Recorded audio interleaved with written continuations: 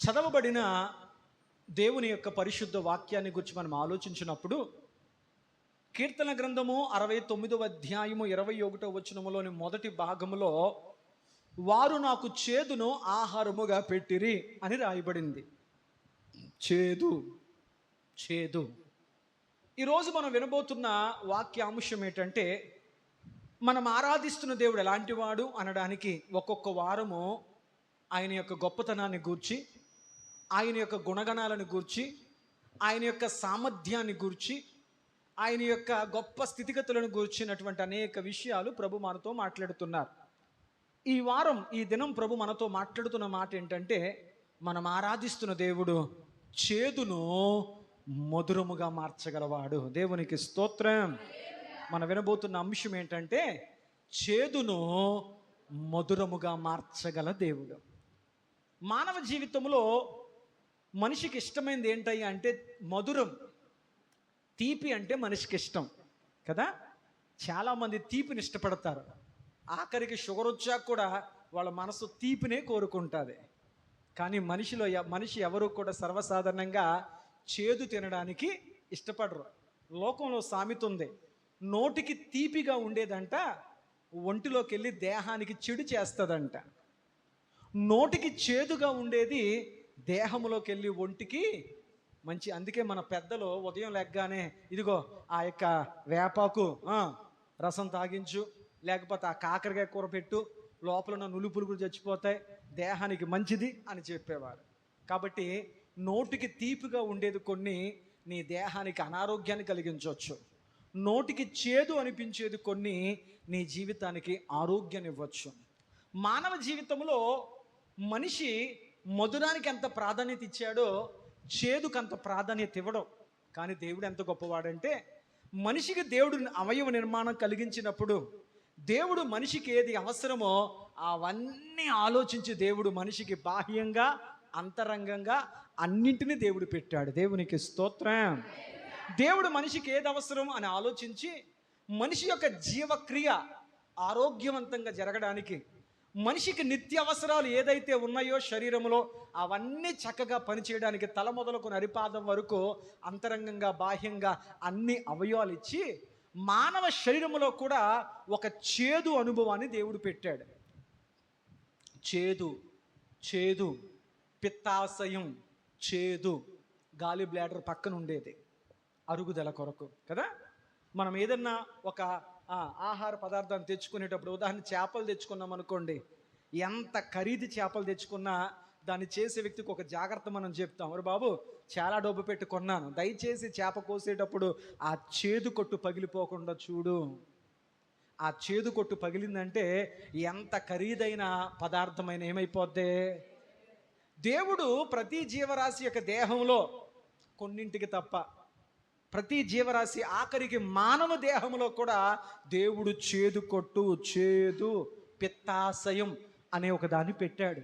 అంటే మనిషికి అది కూడా అవసరం. దేవునికి స్తోత్రం, హల్లెలూయా. కానీ దేవుడు మన జీవితంలో కలిగే ప్రతి చేదును కూడా చేదుగా ఉంచాలని కోరుకోవట్లేదు. ఆయన నీ జీవితంలో కలిగే ప్రతి చేదైన అనుభవాన్ని దేవుడు మధురముగా మార్చునుగాక. ప్రభు చిత్తమైతే బైబిల్ గ్రంథములో దేవుడు చేదును మధురంగా మార్చిన 3 సందర్భాలు మీకు జ్ఞాపకం చేసే ప్రయత్నం చేస్తాను. చేదైన అనుభవాన్ని దేవుడు ఎలా మధురంగా మార్చారు అనడానికి 3 అనుభవాలను జ్ఞాపకం చేసే ప్రయత్నం చేస్తాను. దయచేసి పరిశుద్ధ గ్రంథాలను తెరుద్దాం. ప్రతి ఒక్కరు పరిశుద్ధ గ్రంథాలను తెరిచి నిర్గమాకాండము 15వ అధ్యాయం నేను చదువుతున్నాను. అందరూ చక్కగా వేలు పెట్టి చూడడానికి ప్రయత్నం చేయండి. నిర్గమాకాండము 15వ అధ్యాయము 22 నుంచి 25 వరకు నేను చదువుతున్నాను. మోషే ఎర్ర సముద్రం నుండి జనులను సాగజేయగా వారు షూరు అరణ్యములోనికి వెళ్ళి దానిలో 3 దినములు నడిచిరి. అచట వారికి నీరు దొరకలేదు. అంతలో వారు మారాకు చేరిరి. మారా నీళ్లు చేదైనవి గనుక వారు ఆ నీళ్లు తాగలేకపోయిరి. అందువలన దానికి మారా అను పేరు కలిగను. మారా అనగా ఇన్పుట్లో చేదు. ప్రజలు మేమేమి తాగుదుమని మోషే మీద సనుగు కొనగా అతడు యెహోవాకు మొరపెట్టెను. అంతట యెహోవా అతనికి ఒక చెట్టును చూపెను. అది ఆ నీళ్ళల్లో వేసిన తరువాత నీళ్లు మధురములాయెను. దేవునికి స్తోత్రం. ప్రభునందు ప్రియమైన దేవుని బిడ్డలారా, నిర్గమాకాండము 15వ అధ్యాయములో మనం గమనించగలిగితే దేవుడు తన బిడల జీవితంలో ఒక చేదైన అనుభవాన్ని మధురముగా మార్చి దేవుడు చూపించాడు. దేవునికి స్తోత్రం. ఇశ్రాయేలు ప్రజలు 430 సంవత్సరాలు సుదీర్ఘమైన ఐగుప్తి చెరలో నలిగిపోయిన తరువాత దేవుడు మోషే నాయకత్వంలో వారిని స్వతంత్రులుగా మార్చాడు. దేవుడు వారికి స్వేచ్ఛా వాయువులు పీల్చే అవకాశాన్ని ఇచ్చాడు. అందుకే ఒకానొకప్పుడు మన జీవితంలో కూడా మానవుడు రకరకాల బంధకాల కింద ఉన్నాడు. రకరకాల పాపము అనే బంధకము, లోకము అనే బంధకము, ఇక రకరకాల కీడు, రకరకాల మైలు, రకరకాల దోషము అనేటువంటి బంధకాల్లో మానవుడు ఉంటున్నప్పుడు యేసుక్రీస్తు రక్తముతో మనం కడగబడడం ద్వారా మనమందరము కూడా ఆ సంబంధమైన ప్రతి విధమైనటువంటి సంఖ్యల నుండి మనము స్వతంత్రులుగా మార్చబడ్డాం. అందుకే భక్తుడు అంటాడు, క్రీస్తు మీకు స్వతంత్రం అనుగ్రహించి మిమ్మల్ని స్వతంత్రులుగా చేసి ఉన్నాడు గనుక మరలా మీరు దాస్యం అనే కాడి కిందకు వెళ్ళకూడదు. యేసుక్రీస్తు రక్తముతో కడగబడిన వ్యక్తి ఏ ఆచారాలు, ఏ సాంప్రదాయాలు, ఏ పద్ధతులు, ఏ చేదస్తాలు, ఏ కీడులు, ఏ మంచి చెడులు అనే కాడి కిందకి వెళ్ళకూడదు. ఎందుకంటే ఆయన రక్తము సమస్తమును శుద్ధీకరించింది. కడగబడిన వ్యక్తిగా స్వతంత్రుడిగా నువ్వు బ్రతకాలి తప్ప మరలా ఏ కాడి కిందకు నువ్వు బానిసగా మారడానికి అవకాశము లేదు. దేవుడు వారికి సుదీర్ఘమైన బానిసత్వం నుంచి విడుదల కలిగించిన తర్వాత వారు దాటలేని ఒక అనుభవం వాళ్ళ కళ్ళ ముందు ఎదురయ్యింది. అదే ఎర్ర సముద్రం. మేము దాటలేం, మా వల్ల కాదు అనుకున్న ప్రతిసారి, అయ్యా నేను ఇంతవరకు మిమ్మల్ని నడిపించాను, ఇక్కడ మిమ్మల్ని వదిలేసేవాడిని కాదు అని చెప్పి దేవుడు వారు దాటలేనటువంటి ఎర్ర సముద్రాన్ని ఆరిన నేల మీద దేవుడు అవతలకి దాటించాడు. వారి కళ్ళతో చూస్తుండగానే వారి శత్రులను ఆయన జల సమాధి చేశాడు. ఈ విధంగా వారికి అసాధ్యమన్న ప్రతి కార్యాన్ని జరిగిస్తూ ఎర్ర సముద్రము దాటించి వారి శత్రులను సైతము కళ్ళ ముందు నిర్మూలన చేసి వారిని నడిపిస్తూ ఉండగా వారు నడుస్తూ ఎర్ర సముద్రం దాటిన తర్వాత వారు షూరు అనే అరణ్యములో ప్రవేశించారు. షూరు అనే అరణ్యములో ప్రవేశించి అప్పటికి వారు 3 దినాలుగా నడుస్తూనే ఉన్నాడు. సర్వసాధారణంగా ఒక వ్యక్తి మంచినీళ్ళు తాగకుండా ఎన్ని రోజులు ఉండగలుగుతాడు అని అడిగితే సైంటిఫిక్గా 3 దినాల వరకు దప్పికను తట్టుకోగలుగుతాడంట. అంతకు మించి దప్పిక తట్టుకోలేడు. ప్రాణం పోయేంత ప్రమాదం ఏర్పడే అవకాశము చెప్పరేంటమ్మా? మీకు తెలుసా, ఈ భూమి మీద దేవుడి సృష్టి ఎంత గొప్పదంటే దేవుడు భూభాగాన్ని తక్కువ పెట్టాడు. ఈ సృష్టిలో నీటి శాతము ఎక్కువగా ఉంది. అదే దేవుని సృష్టి, దేవుని చేతి పనైన మానవుల్లో కూడా దేవుడు ఆహారమును తక్కువగా పెట్టాడు. నీళ్ల భాగాన్ని మన శరీరంలో ఉండే ఆహారము కంటే నీటి శాతమే ఎక్కువ. మనం నీటితో నింపబడ్డాం. అంటే మనిషి తన దైనందిన జీవితంలో ఏది అవసరం? ఆకలినైనా తట్టుకుంటాడు, కానీ దేని తట్టుకోలేడు. చూడండి, ఎండాకాలం మానవులు ఎండకి అల్లాడిపోతుంటే ఎక్కడ పడితే అక్కడ పెట్టేస్తున్నారు చలివేంద్రాలు. ఎందుకంటే నీ దేహానికి నీరు కావాలి, నీరు లేకపోతే నీ దేహము నిలబడలేదు. కాబట్టి నీరు అవసరం మనిషికి. దేవునికి స్తోత్రం. వీళ్ళు అరణ్యములో 3 దినాలు నడుస్తూ ఉన్నారు. 3 దినాల ప్రయాణంలో వారికి నీరు దొరకలే. ప్రజలందరూ చిన్నలు మొదలుకొని పెద్దల వరకు కూడా అందరూ దాహార్తితో ఉండిపోయారు.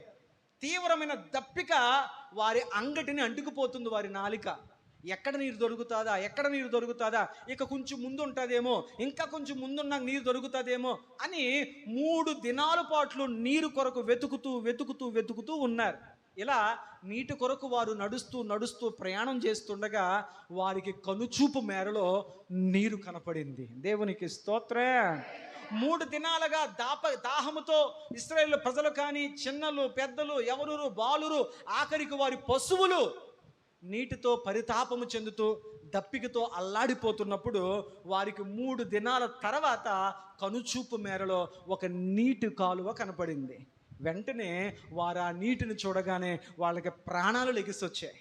అమ్మిసా, నీళ్లు దొరికాయి. వెళ్ళడమే ఆ నీటిలో పడిపోవడం, వెళ్ళడమే ఇదిగో కావలసినంతగా తనివి తీరా మనం మంచినీళ్ళు కడుపు నిండా తాగేద్దాం అని చెప్పి ఆ నీటిని చూసిన ఆనందంలో ఆ నీటి యొద్దకు పరిగెట్టుకుంటూ వెళుతున్నారు. ఆ నీటి ముందు ఒక బోర్డు రాసి ఉంది. ఏంటంటే ఈ స్థలము పేరు, ఈ జలమున్న ఈ స్థితి పేరు మారా అని రాస్తుంది. ఆమేన్ చెప్పండి. మారా అనగా అర్థము చేదు. వీళ్ళు బోర్డు అయితే చదివారు. ఈ స్థలం పేరు మారా అంట, ఈ స్థలములో ఉన్నటువంటి నీళ్ల పేరు కూడా బహుశా మారా అయి ఉంటాయి. ఏ పేరైతే మాకేనే, ఆ పేరైతే మాకేంటి, ఆ బోర్డు ఏముంటే మాకేంటి, మాకు నీళ్లు కావాలి, మా దప్పిక తీరాలి. దప్పిక మీదే ధ్యాస పెట్టారు, కానీ వారు చదువుతున్న పేరు యొక్క అర్థాన్ని వారు గ్రహించలేకపోయారు. చాలా సందర్భాల్లో మనం ఏదో భక్తి చేయాలి కాబట్టి నామకార్థంగా వచ్చి వెళ్ళి భక్తి చేస్తుంటాం, కానీ ఆ భక్తిలో ఉన్నటువంటి సారాన్ని మనం గ్రహించాం. వాక్యం ఉంటుంది, నీ వాక్య సారమే సత్యం. వాక్యములోని సారం తెలిసిన వాడికి సత్యం అర్థమవుద్ది. వాక్యములోని సారం తెలియని వాడు అసత్యములో బతుకుతాడు. వాక్యం చదువుతాడు కానీ వాడు అసత్యంగానే బతుకుతాడు. ఎందుకంటే వాడికి వాక్యం చదివిన సారం తెలియలేదు. దేవునికి స్తోత్రం, హల్లెలూయా. అర్థమైంది. కాబట్టి వారు బోర్డు అయితే మారా అని చదివారు, కానీ ఆ మారా అని మాటలో అర్థమేంటో వాళ్ళకి గ్రహించక వారు దప్పికతో ఉన్నారు కనుక వెళ్ళడం ఆ నీటిలో పడి వారు తమ దోశలతో తనివి తీరా దప్పిక తీర్చుకుందామని నీళ్లు త్రాగడానికి నోట్లో పెట్టుకున్నారు. ఎప్పుడైతే నోట్లోకి నీళ్లు పెట్టుకున్నారో వారు ఒక్క గుటక కూడా మింగలేకపోయారు. వెంటనే తాగిన నీళ్లను ఊసేశారు. ఆశ నిరాశ అయిపోయింది. మనసుకు కృంగుదల వచ్చేసింది. విస్తారమైన నీరు ఉంది కానీ అది మా దాహాన్ని తీర్చేదిగా లేదు. విస్తారమైన నీరు ఉంది కానీ అది మాకు త్రాగడానికి ఉపయోగపడేదిగా లేదు. వెంటనే వాళ్ళకు వచ్చింది ఏంటంటే సనుగుడు. అక్కడ రాయబడిన మాట ఏమిటయ్యా అంటే, వారు ఆ నీరు చేదుగా ఉండడం చేత 24 వచనములో ప్రజలు మేమేమి తాగుదుమని మోషే మీద సనిగిరి. ఒక చేదైన అనుభవం వారి కళ్ళ ముందు కనపడగానే వాళ్లకు దీనికి పరిష్కారం ఏంటి అని ఆలోచించలేదు. వెంటనే నిందలేయడం మొదలెట్టేశారు. మాకు ఇలా అయిపోవడానికి, ఇలా అల్లాడిపోవడానికి, ఇలా ఇలా ఇలా మమ్మల్ని దప్పికతో చంపేయడానికి ఇలా అరణ్యంలో తీసుకొచ్చారా అని చెప్పి మోషే మీద శనిగారు అంటే మోషే నడిపిస్తున్న దేవుడి మీద కూడా. వాళ్ళ స్థితి అంతే, వాళ్ళ ఆత్మీయత అంతే, వాళ్ళ పరిపక్వత అంతే. వాళ్ళకు దేవుని కార్యాలు అర్థమైంది అంతవరకే.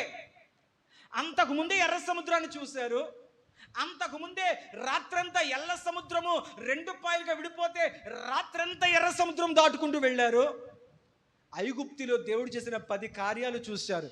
ఎన్ని చూసినా ఎప్పటికప్పుడు దేవుని కార్యాలు మర్చిపోతూ, ఆయన మమ్మల్ని మర్చిపోయాడు, ఆయన మమ్మల్ని వదిలేశాడు, మాకు అన్యాయం జరుగుతుందని చెప్పి ఎప్పటికప్పుడు దేవుని మీద సణుగుతూ ఉన్నారు. కారణం ఏంటంటే దేవుడు ఎన్ని కార్యాలు వారికి చూపిస్తున్నా వాళ్ళ ఆత్మీయ స్థితి అక్కడి వరకే ఉంది.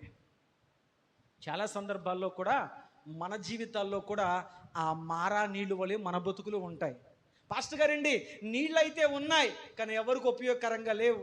నీళ్ళైతే ఉన్నాయి, అవి దప్పిక తీర్చేవిగా లేవు. కొంతమంది అంటారు, పాస్టర్ గారండి బతుకుతమైతే బతుకుతున్నాం కానీ నా బ్రతుకు నాకు ఉపయోగపడడం లేదు, నా కుటుంబానికి ఏదో బతకాలి కాబట్టి, ఏదో తినాలి కాబట్టి, ఏదో పడుకోవాలి కాబట్టి, ఏదో జీవించాలి కాబట్టి పగలు రాత్రి నా జీవితంలో గడిచిపోతున్నాయి ఒక నీడవలే. కానీ నా బ్రతుకు ఒక అర్థం లేదు, నా జీవితానికి ఒక సౌఖ్యము, నా జీవితానికి ఒక ఆనందం అనేది లేదండి.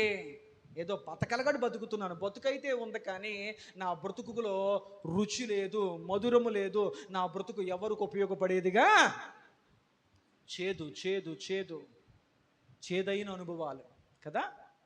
కొంతమంది అంటుంటారు, పాస్టర్ గారండి నా జీవితంలో కొన్ని మధురమైన అనుభవాలు కలిగాయి, నా జీవితంలో కొన్ని సంవత్సరాలు కొన్ని చేదైన అనుభవాలు జరిగాయి. నా చిన్నప్పుడు జరిగిన ఒక చేదైన అనుభవం ఇప్పటికీ జ్ఞాపకం చేసుకున్న ఆ రోజు కలిగిన వేదన ఎంత ఉందో ఇన్ని సంవత్సరాల తర్వాత కూడా అది గుర్తొచ్చినప్పుడు నా హృదయం అదే పచ్చిదనముతో అదే చేదు అనుభవం అనుభవిస్తుంది అంటారు చాలామంది. ఆమేన్ చెప్పండి, హల్లెలూయా. అంటే ఒంటికి తగిలిన దెబ్బ ఈ రోజు కాబట్టి రేపు మానిపోవచ్చు, కానీ మనసుకు తగిలిన గాయం ఏదైతే ఉందో, మనసుకు తగిలిన చేదైన జ్ఞాపకాలు అనేవి ఏవైతే ఉన్నాయో ఆ చేదైన జ్ఞాపకాలు ఎన్ని సంవత్సరాలు గడిచినా కానీ ఆ చేదుగానే మనసులో ఉంటుంది. మారాన్ని చూడడానికి నీళ్ళు ఉన్నాయి కానీ అవి పనికి రానివిగా, అవి చేదైనవిగా ఉన్నాయి. ఉండడానికి మనిషి ఉన్నాడు కానీ ఆ మనిషి వల్ల ఏ ఉపయోగము లేదు, ఏ ప్రయోజనం లేదు. పోనీ నీకన్నా నువ్వు ఉపయోగపడుతున్నావంటే, ఏదో బతుకుతున్నానండి, నా బతుకు అర్థం లేదండి, నా జీవితంలో నాకు ఆనందం అనేదే నిస్సారముగా, నిష్ప్రయోజనంగా, చేదైన బ్రతుకు మేము బ్రతుకుతున్నాం. కొంతమంది మాట్లాడితే వాళ్ళ నోట్లోంచి ఎప్పుడు చేదైన మాటలే వస్తాయి. గుణపము వంటి మాటలు మాట్లాడు వారు మీలో కలరు అన్నాడు. కానీ కొంతమంది మాట్లాడితే ఆ గాయాలకు ఔషధంగా మాట్లాడతారు. ఆమేన్ చెప్పండి. హల్లెలూయా. మృదువైన మాట క్రోధమును చల్లార్చును. కొంతమంది మాట్లాడితే చేదైన మాటలు, నొప్పించే మాటలు, పొల్లిరుపు మాటలు, ఏ మాట్లాడినా పొల్లిరుపుతారు. కొంతమందితో మాట్లాడితే ఈవిడితో మాట్లాడే బదులు మౌనంగా ఉండటం మంచిది, ఎందుకంటే ఏ మాట్లాడినా అందులో ఒక పొల్లిరుపు మాటే ఉంటుంది, గుచ్చుకునే మాట ఉంటుంది, మనసుకు తగిలే మాట ఉంటుంది. కానీ కొంతమంది మాట్లాడితే ఎంతటి పెద్ద మనసుకు గాయం తగిలిన ఆ తల్లితో, ఆ వ్యక్తితో 10 నిమిషాలు మాట్లాడితే చాలు, కష్టమంతా మర్చిపోయేంత చక్కని మాటలు, నిరీక్షణ కలిగించే మాటలు మాట్లాడతారు. లేదు లేదు లేదు, ఇక్కడతో జీవితం అయిపోలేదు, మనం నమ్మిన దేవుడు గొప్పవాడు, ఇంతకంటే గొప్ప కార్యాలు దేవుడు చేశాడని చెప్పి ఆదరణకరంగా, ఓదార్పుకరంగా వారి మాటలు ఔషధాలకు ఉపయోగపడతాయి. ఈరోజు నీ మాటలు చేదుగా ఉన్నాయా? నీ మాటలు ఔషధంగా బతుకుతున్నాయా? ఆలోచించాలి. మారా నీళ్లు ఉన్నాయి కానీ నీళ్లు చేదుగా ఉన్నాయి. ఈరోజు నువ్వు ఉన్నావు, నీ బ్రతుకు అనేకులకు మధురముగా మార్చబడాలి. దేవునికి స్తోత్రం. హల్లెలూయా. వారు నీళ్లు తాగారు కానీ గుటక కూడా వెయ్యలేకపోయారు. నీళ్లు, కొంతమంది జీవితం ప్రతి ఉదయం లెగ్గానే భయపడుతూ లెగిస్తారు. చాలామంది ఎలా లెగుతారంట చెప్పరేంటి? ఒక అమ్మ నాతో మాట్లాడుతూ, అయ్యా నా కొరకు ప్రార్థన చేయండి అంత యథార్థంగా. ఈ అమ్మ ఏంటి అంటే, ఏమోనండి పాస్టర్ గారు, పొద్దున లెగడం మనసుకు ఒక రకమైన భయం వస్తుంది అండి, మనసుకు ఒక రకమైన దుడుకుతనం వస్తుంది అండి. ఏంటంటే ఈరోజు నాకు ఎటువంటి సమస్యలు వస్తాయో, ఎటువంటి వార్తలు నేను వినాలో, ఎటువంటి అనుభవాలు నాకు ఎదురవుతాయో, మా వాళ్ళకి ఏమవుతాయో, మా పుట్టింటి వాళ్ళకి ఏమవుతాయో, మా అత్తింటి వాళ్ళకి ఏమవుతాయో, నాకు ప్రియమైన వారికి ఏమవుతాయో, నా మీద ఎవరేం మాట్లాడతారో అని చెప్పి, ఈరోజు నాకు ఎలా ఉండబోతుందో అని చెప్పి, నా రోజు ప్రారంభమే ఒక రకమైనటువంటి గలిబిలి, ఒక రకమైన ఆందోళన, ఒక రకమైనటువంటి అభద్రతో నేను ప్రారంభించబడుతున్నానండి. నా మనసు చాలా దుడుకుగా ఉంటుందండి, నాకు నిలకడైన మనసు దయచేయాలని ప్రార్థన చేయండి. దేవునికి స్తోత్రం. హల్లెలూయా. మనమైతే చాలా మొండిగా బతుకుతాం, కానీ కొంతమంది మనిషికి బయట ఉన్నంత గంభీరంగా మనసులు ఉండవు. కొంతమంది చూడడానికి బయటికి పుల్లాగా గంభీరంగా ఉంటారు, కానీ వారి దేహం బలమైంది, కానీ వారి మనసులు బలహీనమైనవి.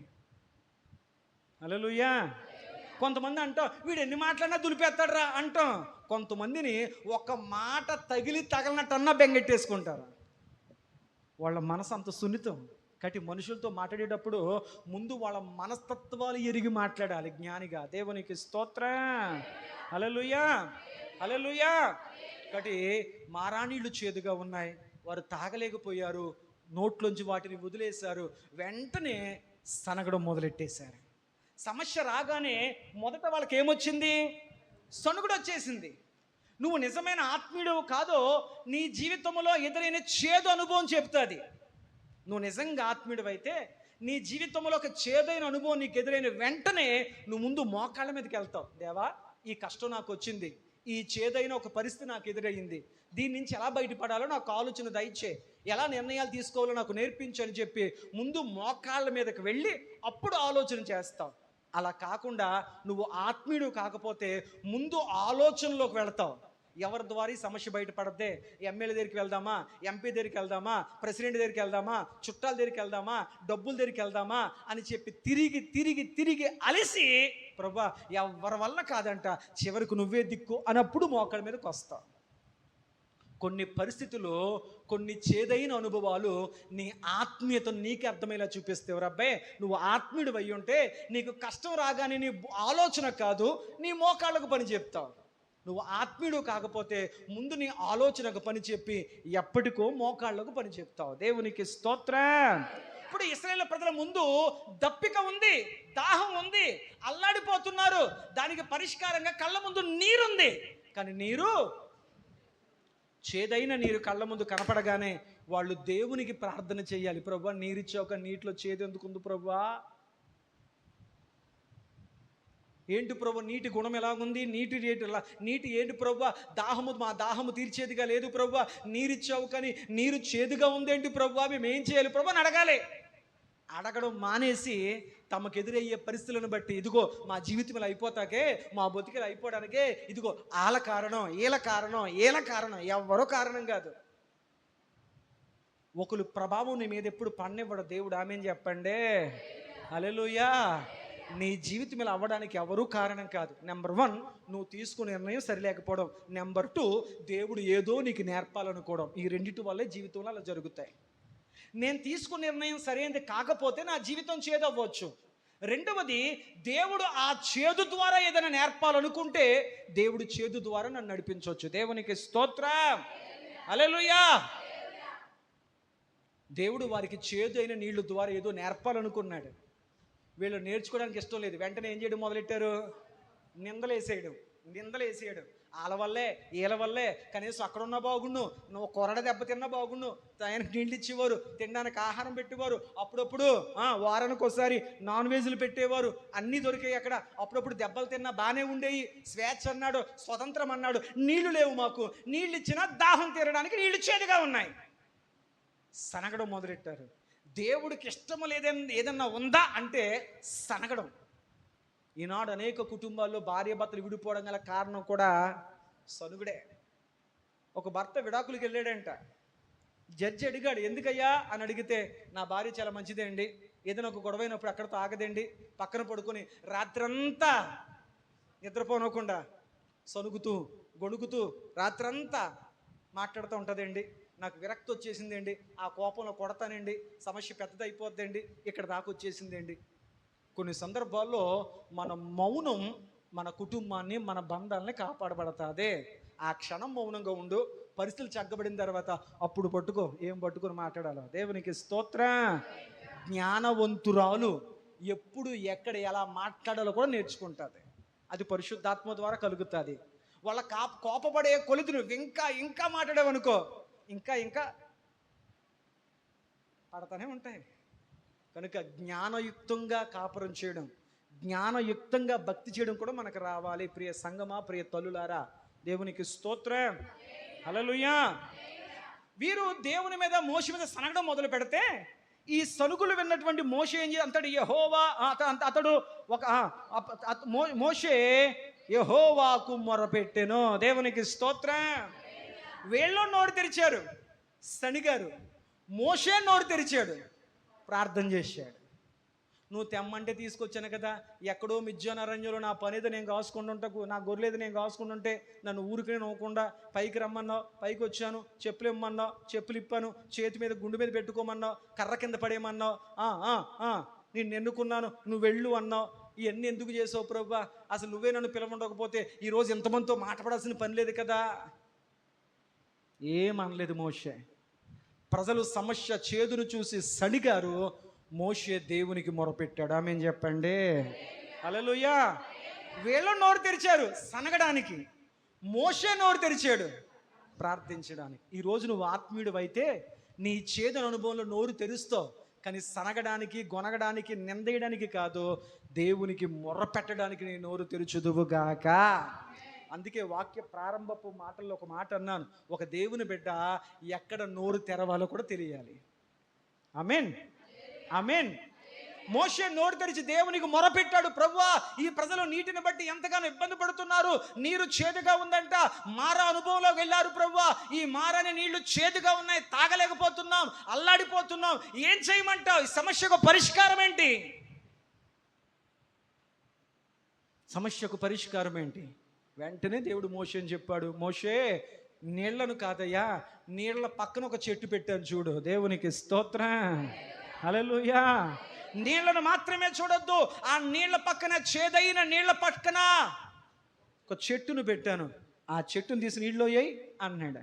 వెంటనే మోషే చెట్టును నరికి తీసి నీళ్ళల్లో వేశాడు. వెంటనే నీళ్లు మధురముగా మార్చబడ్డాయి. దేవునికి స్తోత్రం. హల్లెలూయా. అంటే ఏమర్థమైంది మీకు? ఈ నరకబడిన చెట్టు, సింపుల్గా చెప్పేస్తాను, ఈ నరకబడిన చెట్టు నీళ్ళల్లో వేయబడిన తర్వాత ఆ చేదును ఈ చెట్టు పీల్చుకొని ఈ చెట్టులో ఉన్న స్వభావ సిద్ధమైన గుణాన్ని ఆ నీటికి మధురముగా ఇచ్చింది. దేవునికి స్తోత్రం.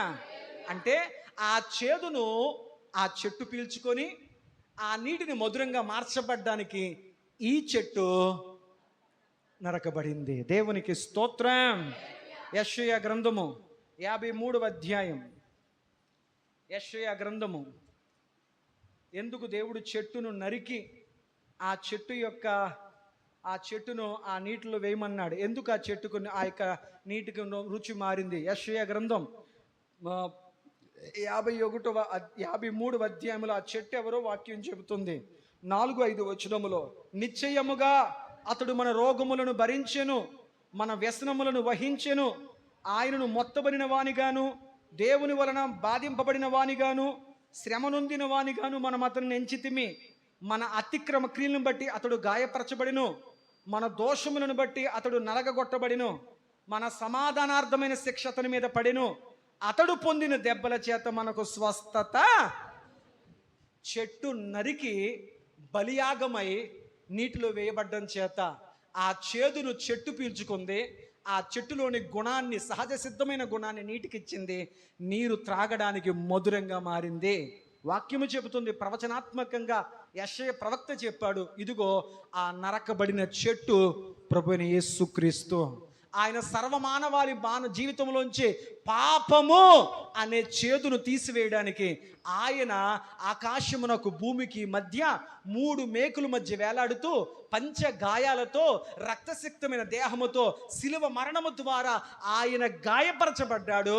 ఆయన మరణ బలియాగము ద్వారా సర్వమానవాళి జీవితాలను పాపమనే చేదు నుండి ఆయన మధురంగా మార్చేశాడు. దేవునికి స్తోత్రం. హల్లెలూయా. అంటే ఆనాడు మారానీటికి మధురముగా ఇవ్వడానికి చెట్టును నరికాడు. ఈనాడు సర్వమానవాళి యొక్క పాపపు చేదును మధురంగా మారడానికి యేసుక్రీస్తు మన కొరకు సిలువలో అయ్యాడు. ఆత్మీయ అర్థంలో చెప్పాలంటే ఆ నరకబడిన చెట్టు ఎవరికి సూచన చెప్పండి? యేసుక్రీస్తు ప్రభు బలియాగానికి సూచన. కారణం ఏంటంటే ఆయన ఆ చేదును తన భుజం మీద పాపముగా మోసాడు. ఆమె చెప్పండి. దేన్ని తన మీద తాను పీల్చుకున్నాడంట? ఆయన పాపి అయిన మానవుడికి జీవాన్ని ఇవ్వడానికి తనలోని జీవాన్ని మానవునికిచ్చి ఆ చేదైన పాపాన్ని సిలువగా తన మీద మోపుకున్నాడంట. అంటే చేదును తాను పీల్చుకొని మానవుల్లో ఉన్నటువంటి పాపం అనే చేదును సిలువగా తన భుజం మీద మోసి తనలో ఉన్న జీవాన్ని మానవునికి ఇచ్చాడు, ఆ నీటికి ఇచ్చాడు. ఆ నీరు మధురంగా మారిపోయింది, వారి దప్పిక తీర్చబడింది. దేవునికి స్తోత్రం. మన టాపిక్ ఏంటి? చేదైన అనుభవాన్ని మధురముగా మార్చగల దేవుడు. అలా మార్చడానికి ఆ చెట్టును నరికించాడు. మన జీవితంలో పాపపు చేదు తొలగించడానికి ఆయన సిలువలో బలియాగమై మన జీవితంలోని చేదును తొలగించి మన జీవితాలను ప్రభు మధురముగా మార్చాడు. దేవునికి స్తోత్రం. హల్లెలూయా. ఆ రెండవ అనుభవాన్ని మీకు జ్ఞాపకం చేసే ప్రయత్నం చేస్తాను. రూతు గ్రంథము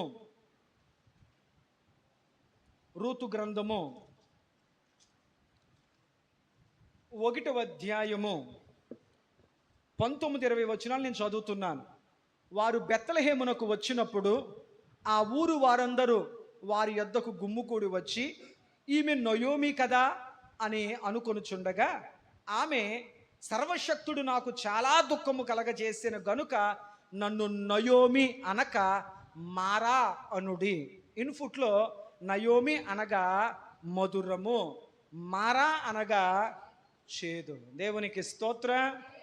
లింక్ కుదిరిందా? రెండవ సందర్భం బెత్లెహేము అనగా రొట్టెల ఇల్లు. దేవునికి స్తోత్రం.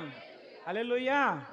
బెత్లెహేములో దేవుని సన్నిధి ఉంది, దేవుని యొక్క కార్యాలు జరుగుతున్న స్థలం అది.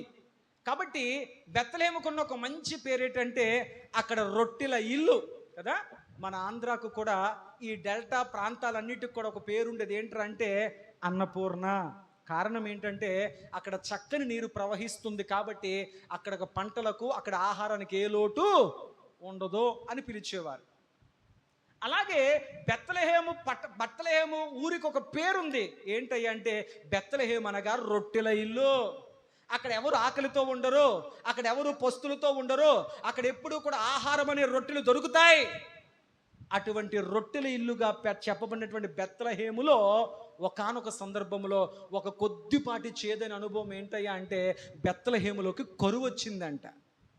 వినండి, ఏమొచ్చిందంట?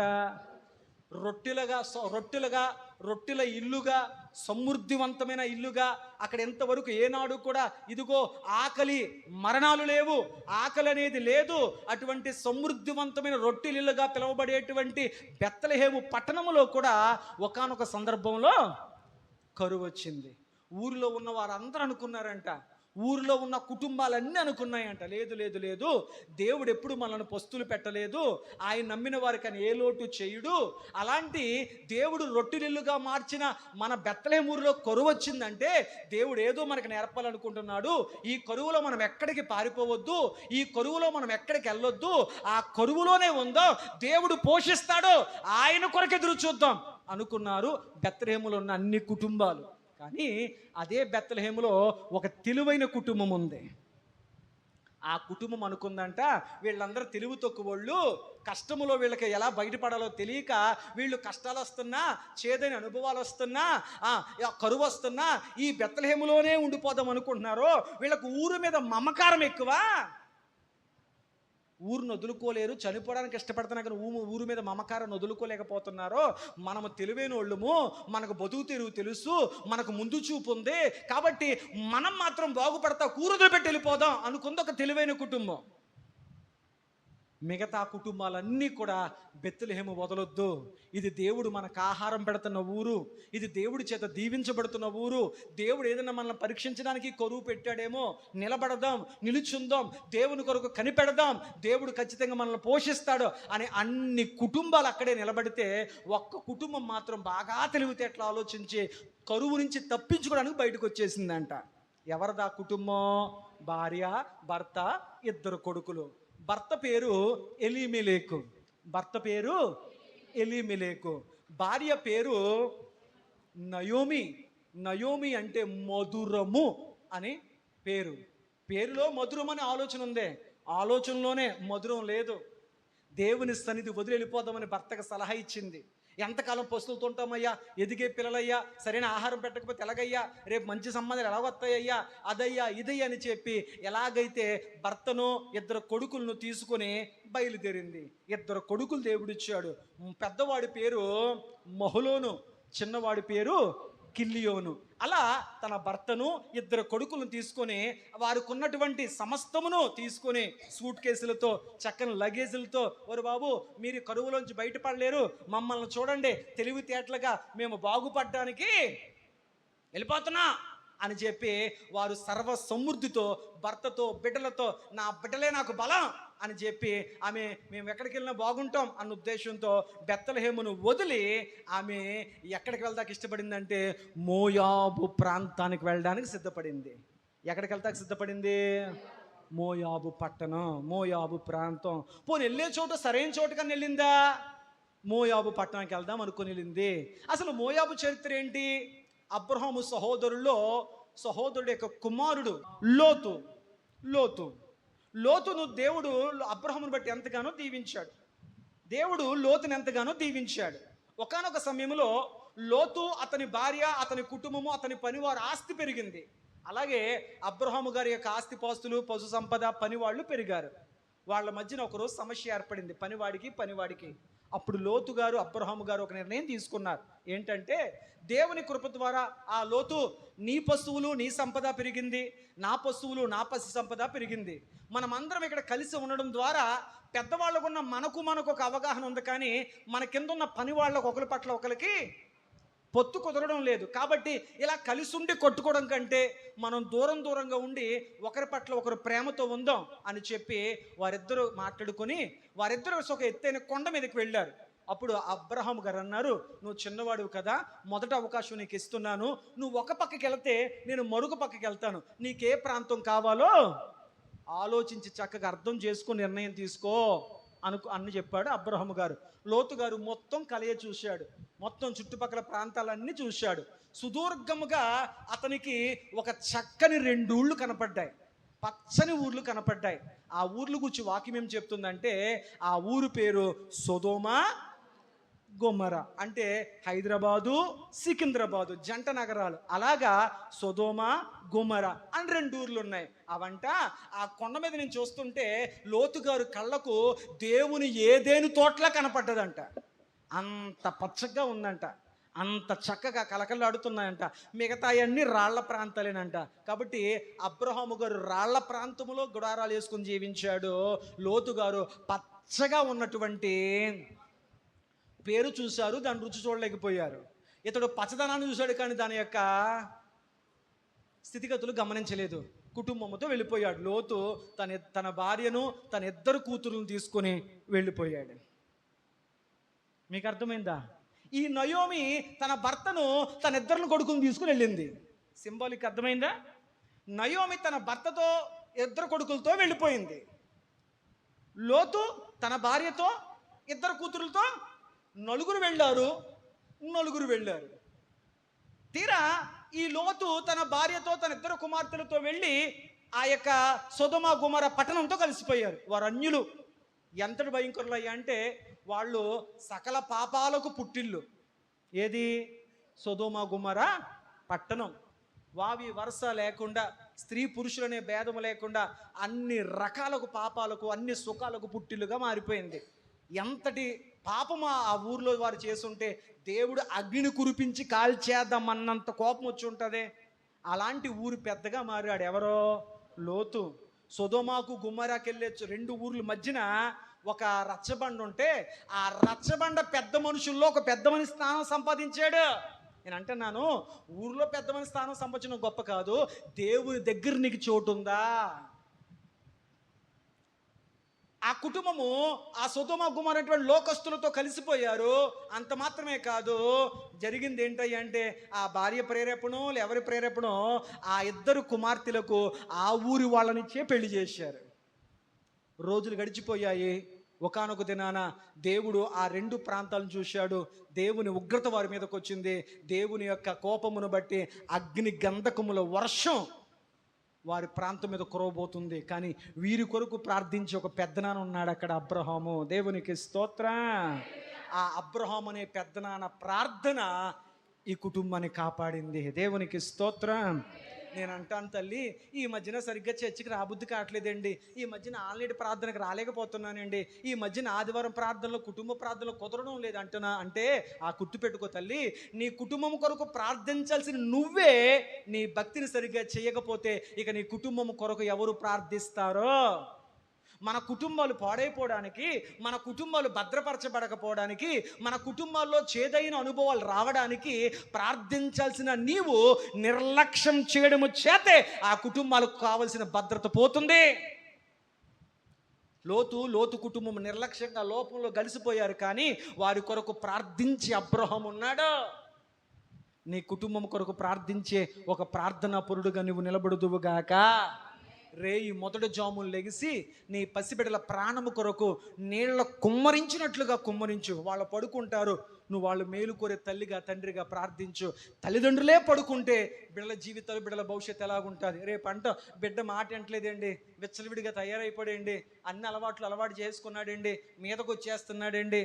అమ్మా, నువ్వు వారి కొరకు ప్రార్థించాల్సిన సమయంలో నువ్వు పడుకున్నావు. తల్లిదండ్రులుగా బాధ్యత కలిగిన వారిగా కుటుంబము కొరకు ప్రార్థించే విషయంలో మనం భారము కలిగి ప్రార్థించుదుముగాక.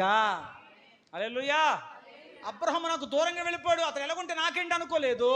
లోతు కుటుంబ క్షేమము కొరకు ప్రార్థించాడు. అబ్రహాము ప్రార్థన లోతు కుటుంబానికి మాత్రమే అవకాశాన్ని ఇచ్చింది. దూతలు వచ్చారు, వర్తమానం తెలియచేశారు, కానీ లోతు యొక్క అల్లుళ్ళు ఒప్పుకోలే. మేము ఇక్కడే పుట్టాం, ఇక్కడే పెరిగాం, ఇలాంటివి ఇంతవరకు జరగలేదు, ఇంత సుఖము, ఇంత సౌఖ్యము ఇక్కడ మమ్మల్ని అడ్డు చెప్పేవారు లేరు, ఇక్కడ తొప్పప్పులు చెప్పేవారు లేదు, ఏం చేసినా కరెక్టే, ఇలాంటిది అని వదిలిపెట్టి రమ్మంటవేటి, ఇది విశాల మార్గం, మేము రాలేం అన్నారు. కానీ దేవుని మాటకు లోబడి లోతుకు భయపడి అతని భార్య ఇద్దరు కుమార్తెలు బయటకు రావడం మొదలు పెట్టారు. దూతలు చెప్పారు, అయ్యా మీరు ఊరు పొలిమేర దాటగానే ఆకాశం నుంచి అగ్ని వస్తుంది. నోవాహు, నువ్వు నీ కుటుంబము ఓడలోకి వెళ్ళగానే దేవుడు తలుపేస్తాడు. తలుపు మూయగానే, మిమ్మల్ని సేఫ్ జోన్లో పెట్టగానే, మిమ్మల్ని ఊరు దాటించగానే కురుస్తుంది వర్షం, కురుస్తుంది అగ్ని. దేవునికి స్తోత్రం. దేవుడు తత్వం ఎలాంటిదంటే, దేవుడు తన బిడ్డల ముందు సంరక్షించుకుంటాడు, తన బిడ్డలను భద్రపరుచుకుంటాడు, తన బిడ్డలకు ఇవ్వాల్సినటువంటి కాపుదల ఇస్తాడు. ఆ తర్వాత తన ఉగ్రతను దేవుడు చూపిస్తాడు. ఆమె చెప్పండి. కాబట్టి ఆయన భద్రతలో నువ్వు ఎప్పుడు భద్రంగా ఉండాలి. దూతలు చెప్పారు, మనం ఊరు పులిమేర దాటగానే ఆకాశము నుంచి అగ్ని కురుస్తుంది, అగ్ని గంధకాలు కురుస్తాయి. ఈనాటికి వెళ్ళి సొదొమ గొమొర ప్రాంతంలో మట్టిని చూస్తే అక్కడ ఇంకా గంధకం వాసన వస్తుందంట. అక్కడ ఇంకా ఇంతవరకు ఏ పంట, శపితమైన భూమి, శపితమైన నేల, సారాన్ని పోగొట్టుకున్న భూమి. అయితే వీళ్ళు ఊరు పొలిమేర దాటి వెళ్ళిపోతుంటే ఆ ఊరి యొక్క అరుపులు, ఆ ఊరి యొక్క కేకలు, ఆ వేడి యొక్క వెట్ట వెళ్ళిపోతున్న వీళ్ళ వీపులకు తగులుతుందంట. లోతు అనుకున్నాడంట, అబ్బా దేవా ఎంత ప్రమాదం, ఎంత ఉపద్రవం. నేను అజ్ఞానంగా నా కుటుంబాన్ని సరిగా నడిపించుకోలేకపోయినా, ఒక తండ్రిగా ఓడిపోయినా, నా భార్య బిడ్డల లోకంలో కలవకుండా ఇదిగో నేను ఆపలేకపోయినా, నా అబ్రహాము ప్రార్థన ద్వారా మమ్మల్ని ఎంత ఉపద్రవం నుంచి కాపాడో ప్రభువా అని లోతు పరిగెడుతుంటే, లోతు పిల్లలు పరిగెడుతుంటే లోతు భార్య అనుకుందంట, అయ్యో ఎంతో కష్టపడి సంపాదించుకున్నవన్నీ సర్దుకొని తెచ్చుకునే టైం కూడా ఇవ్వలేదు. మరణం మీదకి వస్తే ఇక ఏవి సర్దుకోవడానికి ఉండవు. హల్లెలూయా, హల్లెలూయా. బైబిల్ గ్రంథంలో ఒక రాజుకే చావు వచ్చేతను సర్దుకోమని చెప్పాడు దేవుడు. ఇక ఎవరికి చెప్పలేదు, మరణం మీదకి వస్తుంది సర్దుకోరు అబ్బాయి, నీ బండి ఎవరికిస్తావు ఇచ్చే, నీ బట్టలు ఎవరికిస్తావు ఇచ్చే, నీ వాచ్ ఎవరికిస్తావు ఇచ్చే, నువ్వు వీళ్ళని ఎవరి కోసం రాస్తావు రాసే అని చెప్పి ఎవరికి సర్దుకునే అవకాశం లేదు. దేవుడు పిలిస్తే సమస్త భవబంధాలు తెంపేసుకోవాలి, తెంపుకుని వెళ్ళిపోవడమే. మరణించిన వారికి భూమి మీద జరిగే దేనితో సంబంధం లేదు. మనమేంటో పిల్లి రూపంలో వచ్చాడు, ఎలక రూపంలో వచ్చాడు, కాకి రూపంలో వచ్చాడు, పాము రూపంలో వచ్చాడు. బైబిల్ అంటుంది ఏ బంధము లేదు, తెగిపోయింది మరణంతో. హల్లెలూయా, హల్లెలూయా. ఈమె అనుకుంటుంది, ఇదిగో కనీసము నా సంపాదన, నా చీరలు, నా బంగారం, నా విలువైన వాటిని తెచ్చుకునే అవకాశం కూడా లేదు. ఒకవేళ దేవుడు ఆ అగ్ని వర్షము కురిపించడం ఆగిపోతే, కాలిపోతే ఇంకా ఏమన్నా మిగులుంటే, వర్షం పడిపోయింది, ఆకాశం నుంచి గంధపం వర్షం, కాలిపోవలసిన దూరం కాలిపోయాయి, ఇంకా ఏమన్నా కాలిపోకుండా మొదురుగా మిగులుంటే అవన్నీ ఒకేళ తెచ్చుకుందాం అన్నట్లుగా, అసలు ఉన్నాయా లేవా అన్నట్లు ఆమె వెనకకి తిరిగి చూసింది. దేవదూత చెయ్యి పట్టుకుని ఉప్పు స్తంభం అయిపోయింది. దేవునికి స్తోత్రం, హల్లెలూయా. చెయ్యి ఎవరి చేతిలో ఉంది? దేవదూత చేతిలో చెయ్యి ఉన్న ఉప్పు స్తంభంగా మారిపోయింది. యేసయ్య పడవలో ఉన్న నీళ్లతో పడవ నిండిపోయింది. యేసు ప్రభుతో పాదాలు కడిగించుకుని, యేసు ప్రభు చేత్తో ఇది నా శరీరము అని చెప్పి యేసయ్య చేత్తో రొట్టెను తిన్న యోధలోకి సైతాన్ వచ్చింది. ఏంటి అర్థం? దూత చేయి పట్టుకున్నా, యేసయ్య చేత్తో రొట్టె తీసుకున్నా, నీ హృదయం అనే పాత్ర సరి లేకపోతే సాతానుకి చేతికి అవకాశం ఉంటుంది. దేవునికి స్తోత్రం.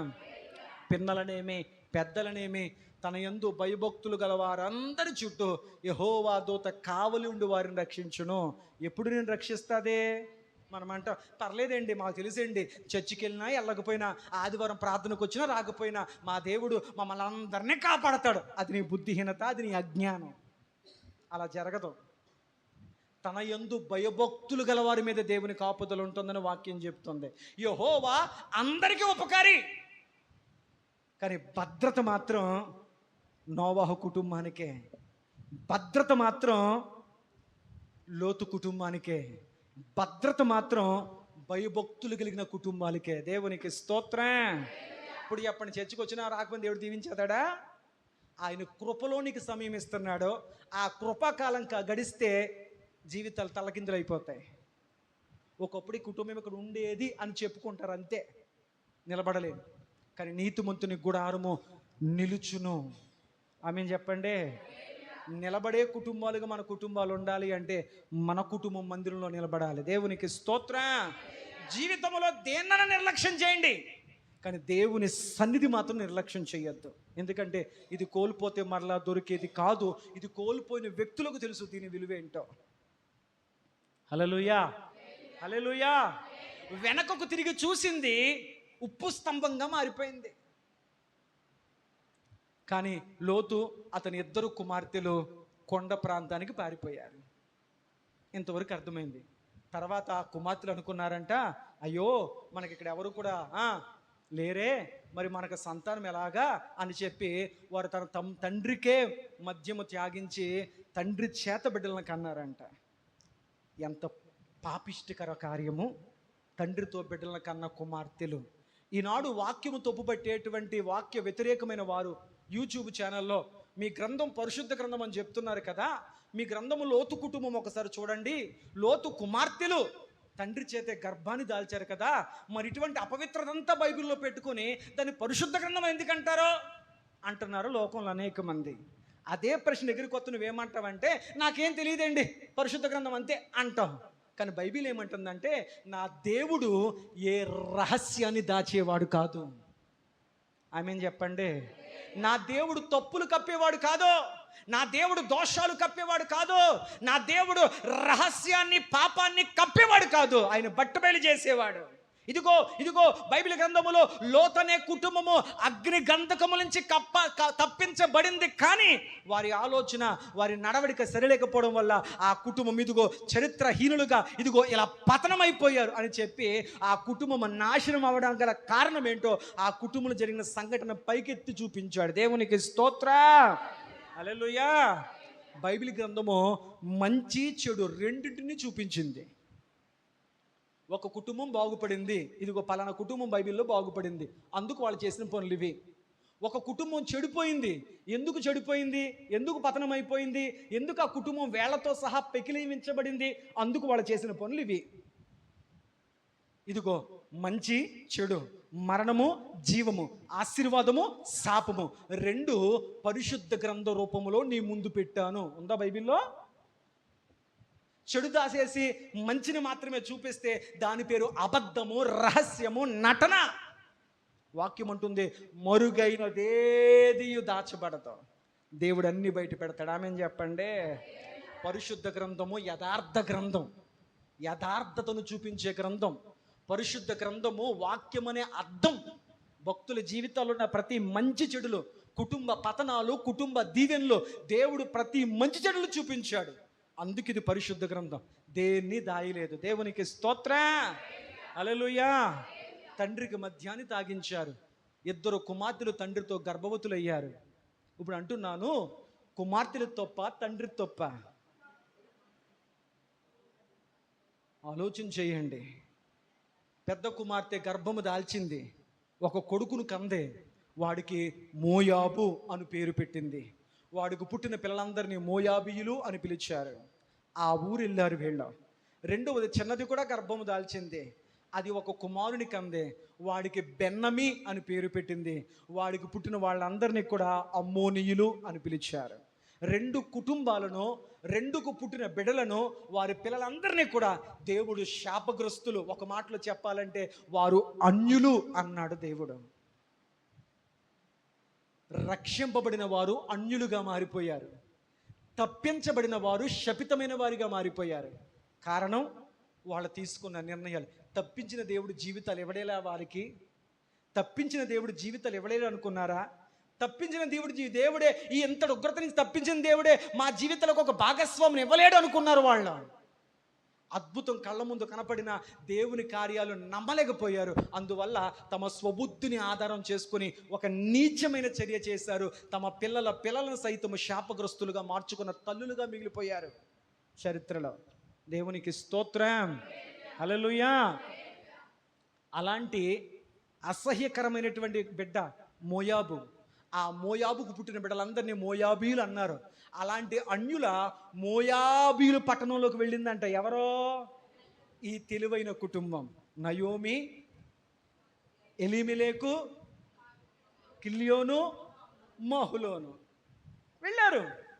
వెళ్ళిన కొద్ది కాలం తర్వాత వెళుతున్న తొలి దినాల్లో దేవుని ఆత్మ వాళ్ళని ప్రేరేపించింది, అయ్యా ఇది మీరు ఉండాల్సిన స్థలం కాదు, ఇది మీరు ఉండాల్సిన స్థలం కాదు, మీరు దేవుని నమ్ముకున్న వ్యక్తులు, ఇదిగో మీరు బెత్లెహేములో నిలిచి ఉండాలి, ఆ పరీక్షలో మీరు నిలబడాలి, ఓర్పుతో ఉండాలి, సహనంతో ఉండాలి, ఆ చేదైన అనుభవం మీకు ఏదో నేర్పడానికి నేను కలిగించాను, దయచేసి ఇక్కడ మీరు రావద్దు, వెళ్ళిపోండి. దేవుని ఆత్మ ఎన్ని రకాలుగా వాళ్ళ మనసులను ప్రేరేపిస్తున్నా వాళ్ళు హృదయాన్ని కఠినం చేసేసుకున్నారంట.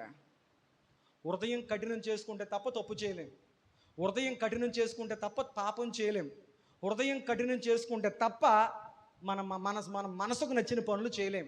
కాబట్టి వారు దేవుని ఆత్మ ఎంతగా వాళ్ళ మనసును మళ్ళీ ప్రేరేపిస్తున్నా వాళ్ళు తమ హృదయాలు కఠినపరుచుకొని యోబు దేశంలోనే ఉండాలి అనుకున్నారంట. దేవుడు కొద్ది కాలం తర్వాత మొదటి సూచన చూపించాడు. మొదటి సూచన, నయోమి యొక్క భర్త అయినటువంటి ఎలీమెలెకు చచ్చిపోయాడు. ఎలీమెలెకు చచ్చిపోయాడు. ఆమె కనిపించాలి, అయ్యో ఇదేంటి, బెత్లెహేములో ఉన్నప్పుడు కరువు వచ్చింది కానీ నా కుటుంబం క్షేమంగా ఉంది, బెత్లెహేమును వదిలిపెట్టి మోయాబు దేశం వచ్చాక డబ్బు సంపాదించుకున్నాం, ఆస్తులు సంపాదించుకున్నాం, కానీ నాకు తోడుండాల్సిన నా భర్త చనిపోయాడేంటి అని ఆలోచించాలి. కానీ ఆమె ఆలోచించలేదు. భర్త లేకపోతేనే నాకు 2 భుజాలు ఉన్నాయి, నా పెద్ద కొడుకు నా కుడి భుజం, నా చిన్న కొడుకు నా ఎడం భుజం, నా కొడుకులు చూసుకుని బతికేస్తాను తప్ప ఊరు వదిలిపెట్టి వెళ్ళని. ఎందుకో తెలుసా, ఇక్కడ విలువ పెరిగింది, ఆస్తి పెరిగింది, గౌరవం పెరిగింది, బంధుత్వాలు పెరిగాయి. అది తెంపేసుకొచ్చాను, ఇక్కడ కలిపేసుకున్నాను, వెళ్ళలేను అనుకుని తన 2 కొడుకులకి ఆ అన్య స్త్రీలకు ఉన్నటువంటి మోయాబి స్త్రీలలోనే 2 డబ్బున్న అమ్మాయిలు ఇచ్చి పెళ్లి చేసింది. పెద్దవాడైనటువంటి వ్యక్తికి రూతును చేసింది, చిన్నవాడిగా ఉన్నవాడికి వార్పాను చేసింది. కొన్ని రోజుల తర్వాత దేవుడు 2 కొడుకుల్ని తీసేసుకున్నాడు. పెద్ద కొడుకు చనిపోయాడు, చిన్న కొడుకు చనిపోయాడు, నలుగురుగా వెళ్ళింది. భర్త చనిపోయాడు, పెద్ద కొడుకు చనిపోయాడు, చిన్న కొడుకు చనిపోయాడు, ఒంటరిది అయిపోయింది. ఏమ్మా ఏం సంపాదించుకున్నావు? ఆస్తులు సంపాదించుకున్నానండి. ఏం కోల్పోయావు? అయిన వారందరినీ కోల్పోయానండి. ఎందుకు? దేవుని బెత్లెహేములో ఉంటే భద్రత ఉందండి. ఈరోజు కాకపోతే రేపైన దేవుడు వర్షాలు కురిపించి పంట ఇచ్చి ఆకలిద్దుడేండి. నా అజ్ఞానపు ఆలోచనల చేత, నా దురాశ చేత ఏడవబడిన దానిగా నా కుటుంబాన్ని ఈడ్చుకుంటూ వెళ్ళిపోయాను మోయాబు దేశానికి. ఏం పొందుకున్నావు? ఆస్తులు పొందుకున్నాను. ఏం పొందుకున్నావు? ఏది కోల్పోయావు? విలువైన అయిన వారందరినీ కోల్పోయానండి. కొడుకులు 2 చచ్చిపోయారు. ఇంట్లో ముగ్గులు విధవరాళ్ళగా, ఆధారము లేని మొగదిక్కు లేని వారిగా మారిపోయారు. అప్పుడు అనిపించిందంట, ఏంటి, నేను బెత్లెహేమును వదిలి ఉండకపోతే ఈ రోజు నా బతుకిలా అయ్యేది కాదేమో. బెత్లెహేములో ఉన్న వాళ్ళందరూ బాగున్నారు, వదులుకుని వచ్చేసి నేనెలా అయిపోయాను. దేవుని మందిరంలో ఉన్న కుటుంబాలన్నీ బాగున్నాయి, దేవుని కాదని బయటకు వచ్చిన నా బతుకిలా అయిపోయింది అని అర్థం చేసుకుని అప్పుడు ఒక తీర్మానం చేసుకుందంట, నేను వదిలిన వచ్చిన బెత్లెహేమునకు రొట్టెలిళ్లకు మళ్ళా వెళ్ళిపోతాం. అప్పుడు బుద్ధి వచ్చిందంట. ఎప్పుడు? తన విలువైన అయిన వారందరినీ కోల్పోయిన తర్వాత. అప్పుడు తన 2 కోడలను పిలిచి అందంట, అమ్మా మీది ఈ ఊరే, మీరు ఎక్కడ పెరిగిన వాళ్ళే, మీరు ఇంకా వయసులో ఉన్నారు, మీకు ఇంకా బిడ్డలు పుట్టలేదు, కాబట్టి నా మాట విని నా వెంబడొస్తే మీకేం ఉపయోగం అమ్మా, దయచేసి మీ పుట్టింటికి వెళ్ళిపోండి, ఇంకొక కొత్త జీవితాన్ని ప్రారంభించండి అని చెప్పి 2 కోడళ్లకు చెప్పిందంట. చెప్పగానే చిన్న కోడలకు ఉన్నటువంటి వార్ప అత్తగారి నోట్లోంచి ఆ మాట రాగానే వెంటనే అత్తగారి బొగ్గ మీద ఒక పెద్ద ముద్దు పెట్టిందంట. వదిలేసుకునే ముద్దు. ఇస్కరియోతు యోధా కూడా గెత్సేమనే తోటలో బోధకుడా నీకు శుభమో అని చెప్పి యేసయ్య బొగ్గ మీద ఒక పెద్ద ముద్దు పెట్టాడంట. అమ్మేసుకునే ముద్దు, వదిలేసుకునే ముద్దు, అమ్మేసుకునే ముద్దు. పౌలు అన్నాడు తన పత్రికలో, ప్రభువునందు మీరు ఒకనికి ఒకడు ముద్దు పెట్టుకొనుడి. హత్తుకునే ముద్దు. దేవునికి స్తోత్రం. ముద్దు పెట్టుకోమంటే బొగ్గల మీద కాదు, మీ హృదయాలు ఒకరితో ఒకరు కలిసి మీరు ఐక్యతగా ప్రార్థన చేయండి. దేవునికి స్తోత్రం. చిన్న కోళ్ళైనటువంటి వార్ప అత్తగారిని ముద్దు పెట్టుకుని అత్తగారికి టాట చెప్పి వెళ్ళిపోయింది.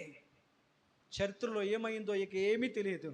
కానీ పెద్ద కోళ్ళకు ఉన్నటువంటి రూతు మాత్రం అందే, అత్త నువ్వు అలా అనొద్దు, నేను ఒక నిర్ణయం తీసుకున్నాను, నేను నీతోనే వస్తాను. నిజమే, నా పుట్టింటికి వెళ్ళిపోతే నాకున్న మా ఇంటి నా తల్లిగాని బట్టి, నా తల్లిదండ్రులను బట్టి, నా బంధుమిత్రులను బట్టి, మాకున్నటువంటి అన్నిటిని బట్టి నాకు ఒక మంచి జీవితం ఏర్పడుతుంది, కరెక్టే. కానీ అవి నాకొద్దు. నీకు ఇష్టమైతే నేను నీతో పాటు ఒక తీర్మానం తీసుకున్నావు కదా, ఏ ప్రాంతాన్ని వదిలేసి వచ్చావో, ఏ ప్రాంతంలో ఉండగా పచ్చగా బతికా నేను అన్నావో, ఆ ప్రాంతానికి, ఆ బెత్లెహేముకి నీతో పాటు నేను వస్తాను. నీ దేవుడే నా దేవుడు, నీ జనులే నా జనులే నా జనులు. నువ్వు ఎక్కడ పాతి పెట్టబడతావో అక్కడ నేను కూడా. తన జనాన్ని వదిలేసుకుంటాకి ఇష్టపడింది, తన కుటుంబాన్ని వదిలేసుకుంటాకి ఇష్టపడింది, తన జాతిని వదిలేసుకుంటాకి ఇష్టపడింది, ఆఖరికి తాను మరణించే స్థలాన్ని వదిలేసుకుంటాకి ఇష్టపడింది. నీతోనే కప్పెట్టబడతాను, నీతోనే బ్రతుకుతాను, నీ దేవుణ్ణే నా దేవుణ్ణి చేసుకుంటాను, నీ ప్రజల్నే నా ప్రజలను చేసుకుంటాను, ఈ శపితమైన వారిని వదిలేస్తాను. వీళ్ళ దగ్గర ఆస్తులు ఉండొచ్చు, వీళ్ళ దగ్గర గొప్పవన్నీ ఉండొచ్చు, కానీ నీ దగ్గర జీవము గల దేవుడు ఉన్నాడు. ఆమేన్ చెప్పండి. హల్లెలూయా. ఆ జీవము గల దేవుడు గొప్పతనం తెలియక ఈవిడొచ్చి పోగొట్టేసుకుంది. అన్నీ పోగొట్టుకున్న ఈమె ఆ జీవము గల దేవుని ఎరిగి అక్కడికి వెళ్ళడానికి ఇష్టపడింది. ఆమేన్ చెప్పండి. హల్లెలూయా. ఒక మాట నేను అంటాను, నయోమి గారి భర్త అయినటువంటి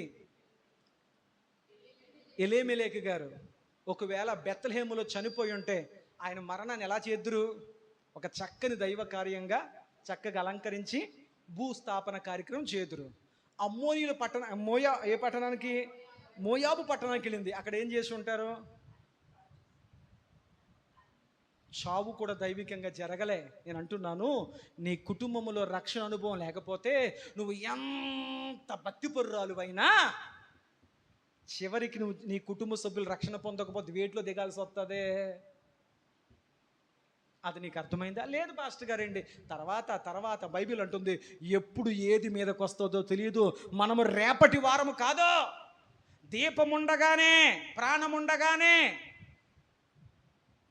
జీవితాంతం నువ్వు భక్తి చేస్తావు, జీవితాంతం దైవ కార్యాలు ఉన్నావు. ఏ విధమైన కారణం చేతైనా దేవుని పిలుపు రక్షింపబడలేని కుటుంబ సభ్యులకు వస్తే అప్పుడు నువ్వు ఏ కార్యాల వైపు వాళ్ళని తీసుకెళ్తావు? ఆలోచించు ఒకసారి. ఏం చేయాలి అప్పుడు? మనం మధ్యన నిలబడిపోతాం. రక్షణ పొందకపోయినా చేసేదమేనండి. ఈ మధ్యన చాలామంది ఆ కుటుంబం ఏమనుకుంటారని చెప్పి రక్షణ పొందకపోయినా పర్లేదమ్మా, పెట్టేదాం. ప్రభునందు మృతి నొందిన మృతులు ధన్యులు. నువ్వు ప్రభునందు మృతి పొందావా? ప్రభునందు మృతి పొందడం అంటే ఏంటి? జలసమాధి. జలసమాధి అంటే ఏంటి? బాప్తిస్మం పొందని వ్యక్తి ప్రభునందు ఎలా మృతి పొందాడు? అలా అనకపోతే, అలా పెట్టకపోతే ఆ కుటుంబం చచ్చి మానేద్దంటే అండి. వెరీ గుడ్, భలే ఉంది. ఇలాగే జరుగుతున్నాయి. ఒక మాట చెప్తున్నాను దైవజనుడిగా, నీ కుటుంబం అంతటి మీద రక్షణ వస్త్రము అలంకరింపబడకపోతే మోయాబులో ఏం జరిగిందో నీ కుటుంబంలో అదే జరిగే ప్రమాదం ఉంది. దేవునికి స్తోత్రం. ఎంత భక్తి చేసి ఏం ఉపయోగం? నిలబడవలసి వచ్చినప్పుడు దేవుడి కొరకు నిలబడకపోతే. ఆలోచన చేయండి. దేవునికి స్తోత్రం. అప్పుడు లోకం అంటాదే, ఎంతకాలం దేవుడిని నమ్ముకునేమో ప్రయోజనం అమ్మా, తిరిగి మా పద్ధతుల్లోకి వచ్చారు అంటది లోకం. చెప్పగలవా గుండు మీద చేసుకొని నేను భక్తి చేసేదాన్ని కరెక్ట్ భక్తి అని? నువ్వు చెప్పగలవా గుండు మీద చేసుకునే పడుకుంటాను మనశ్శాంతి? కానీ నీ మనస్సాక్షిని ప్రశ్నిస్తుంది. నువ్వు నడిచే మార్గం ఏంటి? నువ్వు తీసుకెళ్ళిన గమ్యం ఏంటి? ఒకవేళ ఆమె ఇద్దరు కుమారులకు బెత్లెహేములో పెళ్లి జరుగుంటే ఎలాంటి పెళ్లి జరిగేది? పరిశుద్ధ దైవ వివాహం జరిగేది. దేవుని చేత జతపరచబడేవారు. మరి ఇక్కడ ఏం జరిగింది? నువ్వు ఉండే స్థలాన్ని బట్టి నీ కుటుంబంలో జరిగే కార్యక్రమాలు మారిపోతాయి. సర్వం కోల్పోయింది. కానీ రూతు తీర్మానం తీసుకుంది, లేదత్త నీతోనే వస్తాను, నీ దేవుడే నా దేవుడు, నీ ప్రజలే నా ప్రజలు, నిన్ను ఎక్కడ బాధ పెడతారో అక్కడే నన్ను బాధ పెడతారు, నీతోనే వస్తాను నడు. అత్తగారు కోడల గారు సర్వం కోల్పోయిన వారిగా ఒట్టి చేతులతో బెత్లెహేముకు వచ్చేసారు. దేవునికి స్తోత్రం. వెళ్ళేటప్పుడు ఎలా వెళ్ళారు? ఓ పక్కన భర్త, ఓ పక్కన కొడుకులు, బోళ్ళంతా లగేజీ. తప్పిపోయిన కుమారుడు తండ్రి నుంచి వెళ్ళినప్పుడు ఎలా వెళ్ళాడు? చక్కని వస్త్రాలతో, చక్కని తండ్రి తనకిచ్చినటువంటి సగభాగపు ఆస్తితో, స్నేహితులతో మంచి బెంచ్ కారులో వెళ్ళాడు. తండ్రికి తెలుసు, నా కుమారుడా నువ్వు వెళ్ళే దారి సరి కాకపోతే ఇదిగో అదే దారి గుండా వస్తావు, కానీ వెళ్ళినట్లయితే రావు. వచ్చేటప్పుడు స్నేహితులు లేరు, వచ్చేటప్పుడు చిరిగిపోయిన బట్టలు, వచ్చేటప్పుడు చేతిలో ఒక చెప్ప, అడుక్కునేవాడి కింద వచ్చాడు. వెళ్ళేటప్పుడు నా భర్త, వెళ్ళేటప్పుడు నా కొడుకులు, నా యావదాస్తి పట్టుకుని వెళ్ళింది. తిరిగి వచ్చేటప్పుడు భర్త చచ్చిపోయాడు, 2 కొడుకులు చచ్చిపోయాడు. ఒకప్పుడు వేళ నా బలం అందే ఆధారం కోల్పోయి నిరాధారంగా ఓడిపోయిన దాని కింద ఒక ఆడబిడ్డను పట్టుకుని వెనక్కి వచ్చింది. రాగానే 10 సంవత్సరాల తర్వాత వచ్చింది వెనక్కి. ఎన్ని సంవత్సరాల తర్వాత? ఊరోళ్ళు అందరూ గుర్తుపట్టి రే ఈవిడు నయోమిరా, కరువు కాలంలో మనల్ని వదిలిపెట్టి వెళ్ళిపోయి నయోమిరా, నయోమి మమ్మల్ని వదిలిపెట్టి వెళ్ళిపోయి ఏం సంపాదించావు? చెప్పింది, బోళ్ళని సంపాదించానయ్యా. ఏది పోగొట్టుకున్నావు? ఆయన వాళ్ళందరినీ పోగొట్టేసుకున్నానయ్యా. ఇదిగో ఒట్టి చేతులతో నిరాధారురాలుగా రిక్తి హస్తాలతో ఇదిగో నా కోడలను పట్టుకొని వచ్చానయ్యా. మరి మీరు ఎలాగున్నారో? వాళ్ళు చెప్పారు, దేవుడు మమ్మలను కరుణించాడు. కొద్ది కాలమే కరువు, కొద్ది కాలమే పరీక్ష, కొద్ది కాలమే చేదు. ఆ చేదులో, ఆ పరీక్షలో, ఆ శ్రమలో దేవుని వైపు చూస్తూ బెత్లెహేము అనే దేవుని సన్నిధిలోనే నిలబడిపోయాం. దేవుడు మమ్మల్ని కరుణించాడు, మాకు వర్షాలు పడ్డాయి, మా ఆకలి తీరింది, దేవుని భద్రత మాకుంది, మా కుటుంబాలు అన్ని క్షేమంగా ఉన్నాయి. దేవునికి స్తోత్రం. దేవుని సన్నిధిలో పెట్టుకుని వెళ్ళిపోతే నీకు ఆస్తులు వస్తాయేమో, కానీ దేవుని భద్రత రాదు. వెనక్కు వచ్చింది. వచ్చిన వాళ్ళందరూ ఈవిడి పేరు నయోమి అన్నారు. ఏమన్నారంటే వచ్చిన వాళ్ళందరూ, ఈవిడి పేరు నయోమి అయ్యా, దేవుని సన్నిధిలో పెట్టి సర్వం కోల్పోయి వచ్చింది, ఈవిడి పేరు నయోమి. నయోమి అంటే మధురం. ఆవిడ అందే, నన్ను ఇంకా ఆ పేరెట్టి పిలవకండి, ఆ పేరు పెట్టి పిలిచిన ప్రతిసారి నాకు గుచ్చుకుంటుంది అని చెప్పి అందే. నన్ను మారా అని పిలవండి. అక్కడ నీటి పేరు మారా, నరకబడిన చెట్టు మధురముగా మార్చింది. ఇక్కడ ఈ మంది నన్ను నయోమి అనొద్దు, నన్ను మారా అని పిలవండి అని చెప్పి, నా తప్పు వల్ల జరిగింది అనొచ్చు కదా. ఏమని నిందేసింది ఒకసారి చూడండి. రూతు గ్రంథం 19వ అధ్యాయంలో ఆమె, సర్వశక్తుడు నాకు చాలా దుఃఖము చాలు. ఎవరు దుఃఖం కలగజేసేసారంట? ఎవరిని దోషిగా పెట్టేసింది? ఇదిగో మా జీవితాలు అయిపోవడానికి, మా బతుకులు అయిపోవడానికి, మేము ఇంత ఆర్థికంగా దెబ్బలు తినడానికి, ఇన్ని అప్పులు పాలైపోవడానికి, ఇన్ని రోగాలు అయిపోవడానికి, నా భర్త చచ్చిపోవడానికి, నా పిల్లలు చచ్చిపోవడానికి, నేను అన్నీ కోల్పోవడానికి దేవుడు కారణం. దేవుడు కారణమా? మీ ఇంట్లో ఏం జరిగినా దానికి కారణం దేవుడేనా? అంటే నువ్వు చేసే ప్రతి పని దేవుడిని అడిగే, దేవుడి చిత్త ప్రకారమే నిర్ణయాలు తీసుకున్నావా? అన్ని పాస్టర్ గారికే చెప్పావా? అన్ని పాస్టర్ గారి ప్రార్థనలో చెప్పి చేయమన్న పనులే చేసావా? కొన్ని సొంత నిర్ణయాలు, సొంత పద్ధతులు, సొంత ఇష్ట ప్రకారాలు చేసావా?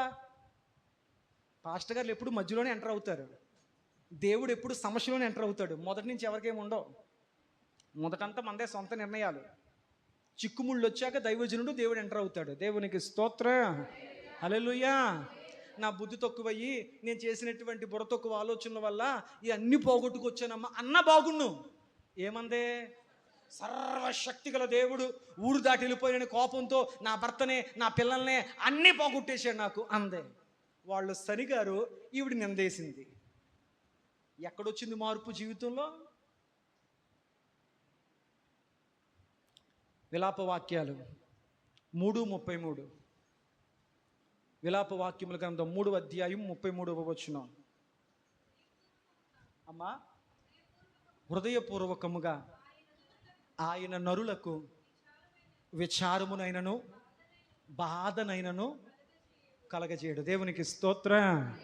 దేవుడంట కావాలని చెప్పి ఎవరి జీవితాల్లోకి విచారాన్ని కానీ బాధను కానీ దేవుడు కలగజేయడు. దేవునికి స్తోత్రం. అంత మాత్రమే కాదు, చూడండి యాకోబు రాసిన పత్రిక నేను చదువుతున్నాను. యాకోబు రాసిన పత్రిక 1వ అధ్యాయం 13 నుంచి 15 వచ్చు. ఎందుకంటే నేను చదువుతాను, ఎందుకంటే మీరు చదివి మళ్ళీ నేను వెనకాల రిపీట్ చేయడం టైం కొంచెం కలిసి వస్తాను. 1వ అధ్యాయం 13 నుంచి 15. దేవుడు కీడు విషయమై శోధింపనేరడు. జాగ్రత్తగా అర్థం చేసుకుంటూ వినండి. దేవుడు కీడు విషయమై శోధింపనేరడు. ఆయన ఎవరిని శోధింపడు గనుక ఎవడైనను శోధింపబడినప్పుడు నేను దేవుని చేత శోధింపబడుచున్నానని చెప్పరేంటి? మా జీవితాలు మా బతుకులు అయిపోవడానికి దేవుడు కారణం అని మాత్రం అనకూడదు. మరి ఎందుకు అలా అయ్యాయి? చూడండి, అక్కడ ప్రతి వాడును తన స్వకీయమైన దురాశల చేత ఏడవబడి మరులు కొలపబడిన వాడే శోధింపబడుతున్నాడు. ఇప్పుడు చెప్పండి, అలా అయిపోవడం గల కారణం ఎవరో? దేవుడు కాదు, నీ స్వకీయ దురాలోచనలో. అలా చేస్తే బాగుపడతామేమో, ఇలా చేస్తే బాగుపడతామేమో, ఇలా వెళ్ళిపోదాం అలా వెళ్ళిపోదాం అని చెప్పి ప్రార్థనలో పెట్టకుండా, దైవజనులు నడకకుండా, దేవుని అంగీకారం తెలుసుకోకుండా వారు వెళ్ళిపోయారు మోయాబుకు నిర్ణయాలు తీసుకొని. బైబిల్ అంటుంది, తమ స్వకీయ దురాశల చేత ఏడవబడిన వారై వారు శోధింపబడ్డారు తప్ప, సొంత నిర్ణయాలతో తెచ్చుకున్న తిప్పలు తప్ప కారణమైతే దేవుడైతే కాదు. దేవునికి స్తోత్రం, హల్లెలూయా. వీటికి బోల్డ్ అని విషయాలు ఎక్స్ప్లెయిన్ చేయొచ్చు మీ మనసులకు, మీ జీవితాలకు తగిలేలాగా. ఆదివారం ప్రార్థన మానేసి ఎక్కడికో వెళ్ళావు, అక్కడ జరగకూడదు ఏదో జరిగింది. దానికి కారణం దేవుడు అంటావా? ఒక దేవుని బిడ్డ దేవుని సంరక్షణలో, దేవుని భద్రతలో ఉండవలసిన వాడు దేవుని సన్నిధిలో ఉండకుండా ఎక్కడికో దైవ సన్నిధిని వదిలిపెట్టి ఎక్కడెక్కడో ఎంజాయ్మెంట్ చేస్తుంటే అక్కడ దేవుని సన్నిధి వస్తుందా? బైబిల్ అంటుంది, దేవుని సన్నిధి నీతో ఉండాలంటే నువ్వు దేవుని సన్నిధిలో ఉండాలి మొదట. ఆమేన్, ఆమేన్. జరిగింది ఏంటయ్యా అంటే చూడండి, దురాశ గర్భము ధరించి పాపము కనగా. ఏ ఆశ గర్భం ధరించిందంట? దూరంగా వెళ్ళిపోదాం, ఆస్తులు సంపాదించేద్దాం, ప్రార్థన లేకపోయినా, దేవుడు లేకపోయినా, బెత్లెహేములు ఉండకపోయినా పర్లేదు, దూరంగా వెళ్ళిపోదామని దురాశతో వెళ్ళింది. కానీ తర్వాత ఏం జరిగింది? పాపము పరిపక్వమే మరణాన్ని కందా. కుటుంబంలో మరణాలు వచ్చేసాయి, సర్వం కోల్పోయింది. పోని సర్వం కోల్పోయే కన్నా దీనికి కారణం నా స్వకీయ దురాశల చేత ఏడవబడ్డమే, నా బుద్ధి తక్కువైన ఆలోచనలే అంటుందా? ఏమంటుంది అటు తిరిగి ఇటు తిరిగి?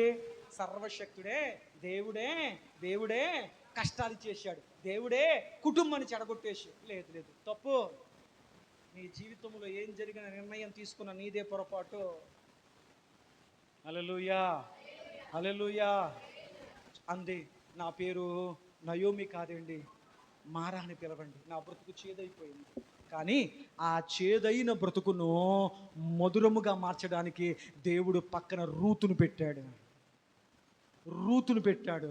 అన్యురాలు దేవుణ్ణి వెతుకుతూ, దైవ సన్నిధి వెతుకుతూ బెత్లెహేం వచ్చింది. దేవుడు ఆ ఊర్లోని గుణవంతుడు, సౌందర్యవంతుడు, విలువలు కలిగిన వాడు, మంచి మనసున్నవాడు, గొప్ప రైతు మోయాబుకిచ్చి పెళ్లి చేశాడు. ఒక అన్యురాలు మోయాబురాలు దేవుని ప్రజల్లో ఒక గొప్పవాడినటువంటి మోయాబుకిచ్చి పెళ్లి చేయబడింది. ఆమె గర్భములో నుంచే దావీదు వచ్చాడు వంశావళిలో, ఆ గర్భములో నుంచే యేసుప్రభు వచ్చాడు. అన్యురాలు ధన్యురాలైపోయింది, కారణం బెత్లెహేమును వెతుక్కుంటూ వచ్చింది. దేవునికి స్తోత్రం. ధన్యురాలు అన్యురాలైపోయింది, సర్వం కోల్పోయింది, కారణం దురాశను వెతుక్కుంటూ వెళ్ళింది. ఇప్పుడు చెప్పండి, కుటుంబాలు చెడిపోవడానికి, బాగుపడడానికి కారణం ఎవరో? మాటలు రావట్లేదు. దేవుడు కారణం కాదు. దేవునికి స్తోత్రం, హల్లెలూయా, హల్లెలూయా. మూడవ విషయం చెప్పి ముగించేసే ప్రయత్నం చేస్తాను. చేదును మధురంగా మార్చడానికి చేదైన నయోమి జీవితాన్ని రూతు ద్వారా దేవుడు మరలా మధురముగా మార్చేశాడు దేవుడు. మూడవ సందర్భం 2వ రాజుల గ్రంథం. ఈ సందర్భాన్ని చెప్పి ముగించే ప్రయత్నం చేస్తాను. 2వ రాజుల గ్రంథం 4వ అధ్యాయం 38 నుంచి నేను చదువుతున్నాను. ఎలీషా గిల్గాలు నాకు తిరిగి రాగా ఆ దేశమందు క్షామము కలిగి ఉండెను. ప్రవక్తల శిష్యులు అతని సమక్షమునందు కూర్చుండి ఉండగా అతడు తన పనివారిని పిలిచి పెద్ద కొండ పొయ్యి మీద పెట్టి ప్రవక్తల శిష్యులకు కూర వంటకం చేయమని, ఆకుకూరల వంటకం చేయమని సెలవిచ్చెను. అయితే ఒకడు కూరాకులు ఏరుటకు పొలములోకి పోయి ఎర్రి ద్రాక్ష చెట్టును చూచి దాని గుణమెరుగక దాని తీగలు తెంపి ఒడి నిండా కోసుకొని వచ్చి వాటిని తరిగి కూర కుండలో వేసెను. తినుటకు వారు వడ్డించగా ప్రవక్తల శిష్యులు రుచి చూచి, దైవజనుడా, కుండలో విషమున్నదని కేకలు వేసి దాన్ని తినక మానిరి. అతడు కొంత పిండి తెమ్మనెను. వారు తేగ కుండలో దాన్ని వేసి జనులు భోజనమునకు చేయుటకు వడ్డించుడని చెప్పెను. వడ్డించగా కుండలో మరి ఏ జబ్బు కనిపించలేదు. మూడవ చేదైన అనుభవాన్ని మధురముగా మార్చిన దేవుడు. ఆనాటి ఎలీషా ప్రవక్త దినాల్లో దేశములో కరువు తాండవాడుతుంది. ఆహారం దొరకడము లేదు, పచ్చిక లేదు. అక్కడ తీవ్రమైన కరువుతో ప్రజలు అల్లాడిపోతున్న దినాలు. అలాంటి పరిస్థితుల్లో, అలాంటి కరువు దినాల్లో ఎలీషా ప్రవక్త దగ్గరికి కొంతమంది శిష్యులు వచ్చారు. ఇంటికి వచ్చిన అతిథులకు చక్కని ఆహారం పెట్టాలి కదా అన్న భావనతో ఎలీషా ప్రవక్త గారు తన దగ్గర ఉన్న ఒక పనివాడిని పిలిచి, మన ఇంటికి దేవుని ఎరిగినటువంటి, వాక్యం ఎరిగినటువంటి, దేవునికి భయభక్తులు కలిగి జీవించేటువంటి శిష్యులు కొంతమంది మన ఇంటికి వచ్చారు, వారిని ఆకలితో పంపకూడదు, అతిథి మర్యాద మనం చెయ్యాలి, వారికి చక్కని వంట వండు అన్నాడు ఎలీషా ప్రవక్త పనివాడితో. వెంటనే పనివాడు అలాగేనండయ్యా అని చెప్పి అతడు పొలములోకి వెళ్ళాడు. పొలములోకి వెళ్ళానే పొలములో ఎక్కడ చూసినా ఏమైపోయింది? పొలమంతా, పంటంతా ఎండిపోయింది నీరు లేకపోవడం వల్ల. ఒక చోట అతనికి ద్రాక్ష చెట్టు తీగలు కనపడ్డాయి, ఫలాలు లేవు, తీగలు మాత్రమే కనపడ్డాయి.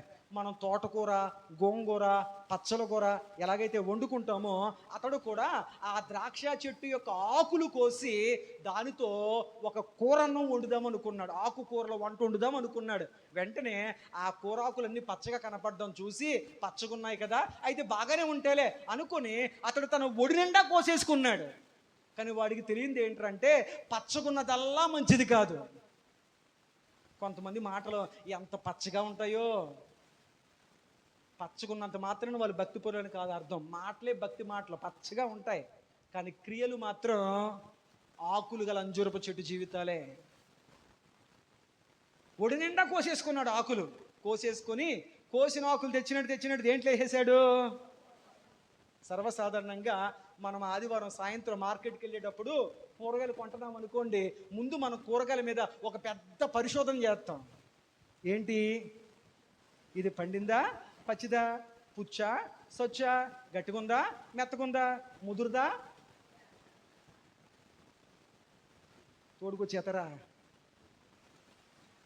అక్కడ మళ్ళీ సైంటిస్ట్ లాగా మొత్తం పరిశీలన చేసి కొనేది పావు కేజీ, పరిశీలన చేసేది మాత్రం పావు గంట. వీడు ఆకులని తెచ్చేసాడు, పచ్చగున్నాయని తెచ్చేసాడు, కానీ ఒక్క ఆకును నోట్లో పెట్టుకుంటే బాగున్నాం, దాని గుణం ఏంటో తెలుద్దును వాడికి. దేవునికి స్తోత్రం. మనం బీరకాయ కొంటాకి వెళ్తే ఇలా ఇరిపరి చూపిస్తాడు, లేతకాయ అమ్మ, లౌజులమ్మ అంటాడు. ఒక చిన్న ముక్క నోట్లు పెట్టుకొని చూస్తే దాని రుసో పసో తెలిసిపోద్ది కదా. తీరా నువ్వు ఏం చేయకుండా లేతకాయ ఏం చెప్పాడు, ఎంత నమ్మకం లేకపోతే ఇరిపి నాకు మరీ చూపించేశాడు అని చెప్పి రుచి చూడకుండా ఇంటికి తెచ్చేసి కూర వండేసి అన్నీ వేసి కంచం ముందు పెడతా, నోట్లో ముద్దెట్టుకోగానే చేదొచ్చేది. భర్త ఏమంటాడు? అమ్మ కూరగాయ కోసే ముందు ఒక్క ముక్క నోట్లో ఎట్టుకుంటే దాని గుణమేంటి తెలిసిపోద్ది కదా, కూర అంత ఎందుకు చెడగొట్టేసో. నేను చెప్పినంత స్మూత్గా చెప్పడం అనుకోండి, ఆయనకు బాగానే ఉంటుంది. ఆకుకూరలు కోసేటప్పుడు ఒక్క కూర ఆకైనా నోట్లో పెట్టుకోవచ్చు కదా, దాని గుణం నీకు తెలుద్దును. మొత్తం కొండలో పోసి వంట వండేసాడు. అందరు ఆకలితో ఉన్నారు, వాళ్ళ దప్పికతో ఉన్నారు. ఎవరో మారా వాళ్ళు, ఈవిడ దప్పికతో ఉంది, దబ్బు. వీళ్ళ ఆకలితో ఉన్నారు. ఆహారం కూర వంట వేడివేడిగా పెట్టగానే కూర్చుండిపోయారు. ఆహారం పెట్టేశాడు, కూర పెట్టేశాడు, ఆకలితో ఉన్నాడు, కలిపేసుకున్నాడు. మొదట ముద్దెట్టుకున్నాడు, మింగలేకపోయాడు. మొదట గుక్కలు పట్టుకున్నాడు, తాగలేకపోయాడు. చేదు చేదు చేదు, 3 అనుభవాలు చేదు. అక్కడ గుక్క దిగలేదు, చేదు. ఇక్కడ జీవితం ముందుకెళ్ళలేదు, చేదు. ఇక్కడ ముద్ద దిగలేదు. ఈరోజు నీ జీవితం 2 చేతులు ఉన్నాయో. వెంటనే అన్నం తినడం పక్కన పెట్టి, దైవజనుడా కుండలో విషం ఉంది అన్నారు. దేంట్లో విషం ఉందంట? దైవజనుడు అనుకుంటాడు కుండలో విషం లేదు, కుండలోకి వెళ్ళిన దాంట్లోకి విషం ఉంది. దేవునికి స్తోత్రం. నీ హృదయం అనే కుండలో విషం లేదు. నీ హృదయంలోకి వెళ్ళిన మాటల్లో, నీ హృదయంలోకి వెళ్ళిన ఆలోచనలో, నీ హృదయంలోకి వెళ్ళిన దానిలోకి విషం ఉంది. అది నీ హృదయాన్ని పాడు చేసింది. దేవునికి స్తోత్రం. నీ హృదయములో నుండి జీవదారులు బయలుదేరిన గనుక నీ హృదయము జాగ్రత్త. కుండలో విషము లేదయ్యా, కుండలోకి వెళ్ళిన ఆహారములో విషం వచ్చింది. హృదయములో విషం లేదయ్యా, హృదయములో నువ్వు పెట్టుకునే దానిలోకి విషం వచ్చింది. అర్థమైంది. వెంటనే ఏమన్నాడు తెలుసా? ఆహారం పడేద్దామా? దేవుడు గొప్పతనం ఒకటి చెప్పి నేను ముగించేస్తాను. దేవుడికి ఏదైనా ఒకటి పాడైపోతే, ఒకటి చెడిపోతే, ఒకటి పాడైపోతే దాన్ని పడేసి కొత్త తేండే అనే తత్వం దేవుడి దగ్గర లేదు. పాడైపోయిన దాన్నే దగ్గర పెట్టుకుంటాడో, పాడైపోయిన దాన్నే బాగు చేస్తాడు. అది గర్భమా, అది బలిపీఠమా, అది బయట పడేసిన రాతి బాణలా, అది ఏదైనా కానీ పాడైపోయింది, మృతతుల్యమైపోయింది, కనడానికి పనికి రానిది, ఆ గర్భాన్ని తీసుకున్నాడు, అందులో బిడ్డను పెట్టాడు. కాళ్ళు కడుక్కుంటా దాకా ఎందుకు పనికి రాదండి రాతి బాణలు, వాటినే తెచ్చుకున్నాడు, అద్భుతాన్ని చేసేసాడు. మీకు అర్థమైందా లేదా? పడిపోయిందే అండి బలిపీఠం, కర్మేలు పర్వతం మీద కొత్త బలిపీఠం కట్టినా ప్రభువా, లేదు, ఆ పడిపోయిందానే నిలబెట్టు, అగ్నిని దింపుతాను. అది నా దేవుని తత్వం. దేవునికి స్తోత్రం. పడిపోయిందే కావాలి, చెడిపోయిందే కావాలి, పోగొట్టుకున్నదే కావాలి, ఆ చేదైందే కావాలి. మరలా దేవుడు అందులోంచి దేవుడు నూతన కొత్తదాన్ని పెట్టడం. శారమ్మకు అర్థం కాక నా జీవితం అయిపోయింది, దేవుడు ఇస్తానన్నాడు కదా, కొత్త దాంట్లో ఇస్తాడేమని చెప్పి కొత్తదాన్ని తీసుకొచ్చి పెట్టుకుంది హాగర్ని. దేవుడు కొత్తదాన్ని పెట్టమంట. వాగ్దానం చేసిన దేవుడు చెడిపోయిన దాంట్లో నుంచే, పాడైన దాంట్లోంచి, అసాధ్యం అనుకున్న దాంట్లోంచి దేవుడు గొప్ప కార్యాలు చేయొచ్చు. అలా జరిగితేనే కదా దేవుడు గొప్పోడు అవుతాడు. అలా అసాధ్యమైనది జరిగితేనే కదా దేవుడు శక్తి కలిగిన వాడు అవుతాడు. అప్పుడు కదా ఆయనకి మహిమ కలుగుతుంది. ఆమేన్, ఆమేన్. ఎంత ఆలస్యం అయితే దేవుడికి అంత మహిమ. ఆమేన్, ఆమేన్. కుండలో తప్పు లేదు, కుండలోకి వెళ్ళిన ఆహారములో ఉంది అని చెప్పి పడేయమనలే, బాగు చేసుకుందాం. దేవుడు పడేసేవాడు కాదు, బాగు చేస్తాడు. వెంటనే పిండిని తేండి అన్నాడు. ఏం తెమ్మన్నాడు? ముగించేస్తున్నాను. పిండి. గోధుమ ఎప్పుడు పిండి అవుతుంది? దంచబడాలి, పగలగొట్టబడాలి, దెబ్బకు పిండి అయిపోవాలి. దంచబడి, నలగగొట్టబడి, పిండి చేయబడిన పిండిని తీసుకొచ్చి కూరలో వేసారు. మీకు అర్థమయ్యే చెప్తాను. కూరలో ఉప్పు ఎక్కువైపోయింది, ఏమి వేయాలి? ఒక బంగాళదుంప కోసి వేయాలి. మీరు వండారా అన్నట్టుగా చూడకండి. ఆ ఉప్పు అంతా ఏది పీల్చుకుంటుంది? బంగాళదుంప పీల్చుకొని ఉప్పు శాతం తగ్గిస్తుంది. ఇంకా చాలా చెప్తాను ట్రిక్స్, మీరు వినాలి. కానీ ఇప్పుడు కూర చేదిక్కుపోయింది, పిండిని తెమ్మన్నాడు. పిండి ఎందుకు తెమ్మన్నాడు? పిండి నలగొట్టబడింది, దంచబడింది, మెత్తగా పిండి చేయబడింది. ఆ పిండిని దాంట్లో వేస్తే, వినండి వినండి వినండి, ఈ పిండి ఆ చేదును లాక్కుంది. ఆ నరకబడిన చెట్టు ఆ చేదును నాక్కుంది. ఆమేన్, ఆమేన్. యేసయ్య తనలోని జీవానికి ఇచ్చి నీలోని పాపపు చేదును ఆయన లాక్కున్నాడు. ఆమేన్ చెప్పండి. తనలోనిది నీకిచ్చి నీలోని చేదును ఆయన తీసుకున్నాడు. దేవునికి స్తోత్రం. యెషయా గ్రంథం 53:10. యెషయా గ్రంథం 53:10. అతని నలగగొట్టుట యెహోవాకు, గోధుమ గింజ నలగగొట్టబడి పిండి అయ్యింది కాబట్టి చేదును లాక్కుంది. ఆయన నలగగొట్టబడ్డాడు కాబట్టి మన పాపపు చేదును ఆయన మన కొరకు లాక్కున్నాడు. దేవునికి స్తోత్రం. చివరిగా 1 పేతురు రాసిన పత్రిక 2వ అధ్యాయం 21 నుంచి 24 వరకు నేను చదువుతున్నాను. 1 పేతురు రాసిన పత్రిక 2వ అధ్యాయం 21 నుంచి 24 వరకు. క్రీస్తు కూడా మన కొరకు బాధపడి మీరు తన అడుగు జడల యందు నడుచుకున్నట్లు మీకు మాదిరి ఉంచిపోయెను.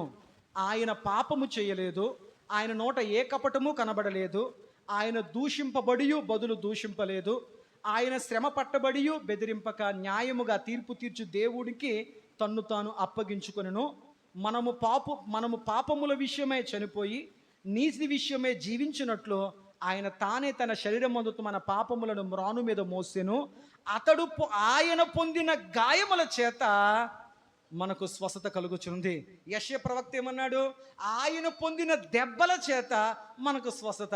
పేతురు భక్తుడు ఏం చెప్పాడు? ఆయన పొందిన గాయముల చేత మనకు స్వస్థత. పిండు తనలో ఉన్నటువంటి చేదును పీల్చుకుందే, కూరకు రుచిచ్చింది, జబ్బు లేక అందరూ ఆహారం తిన్నారు. దేవునికి స్తోత్రం, హల్లెలూయా.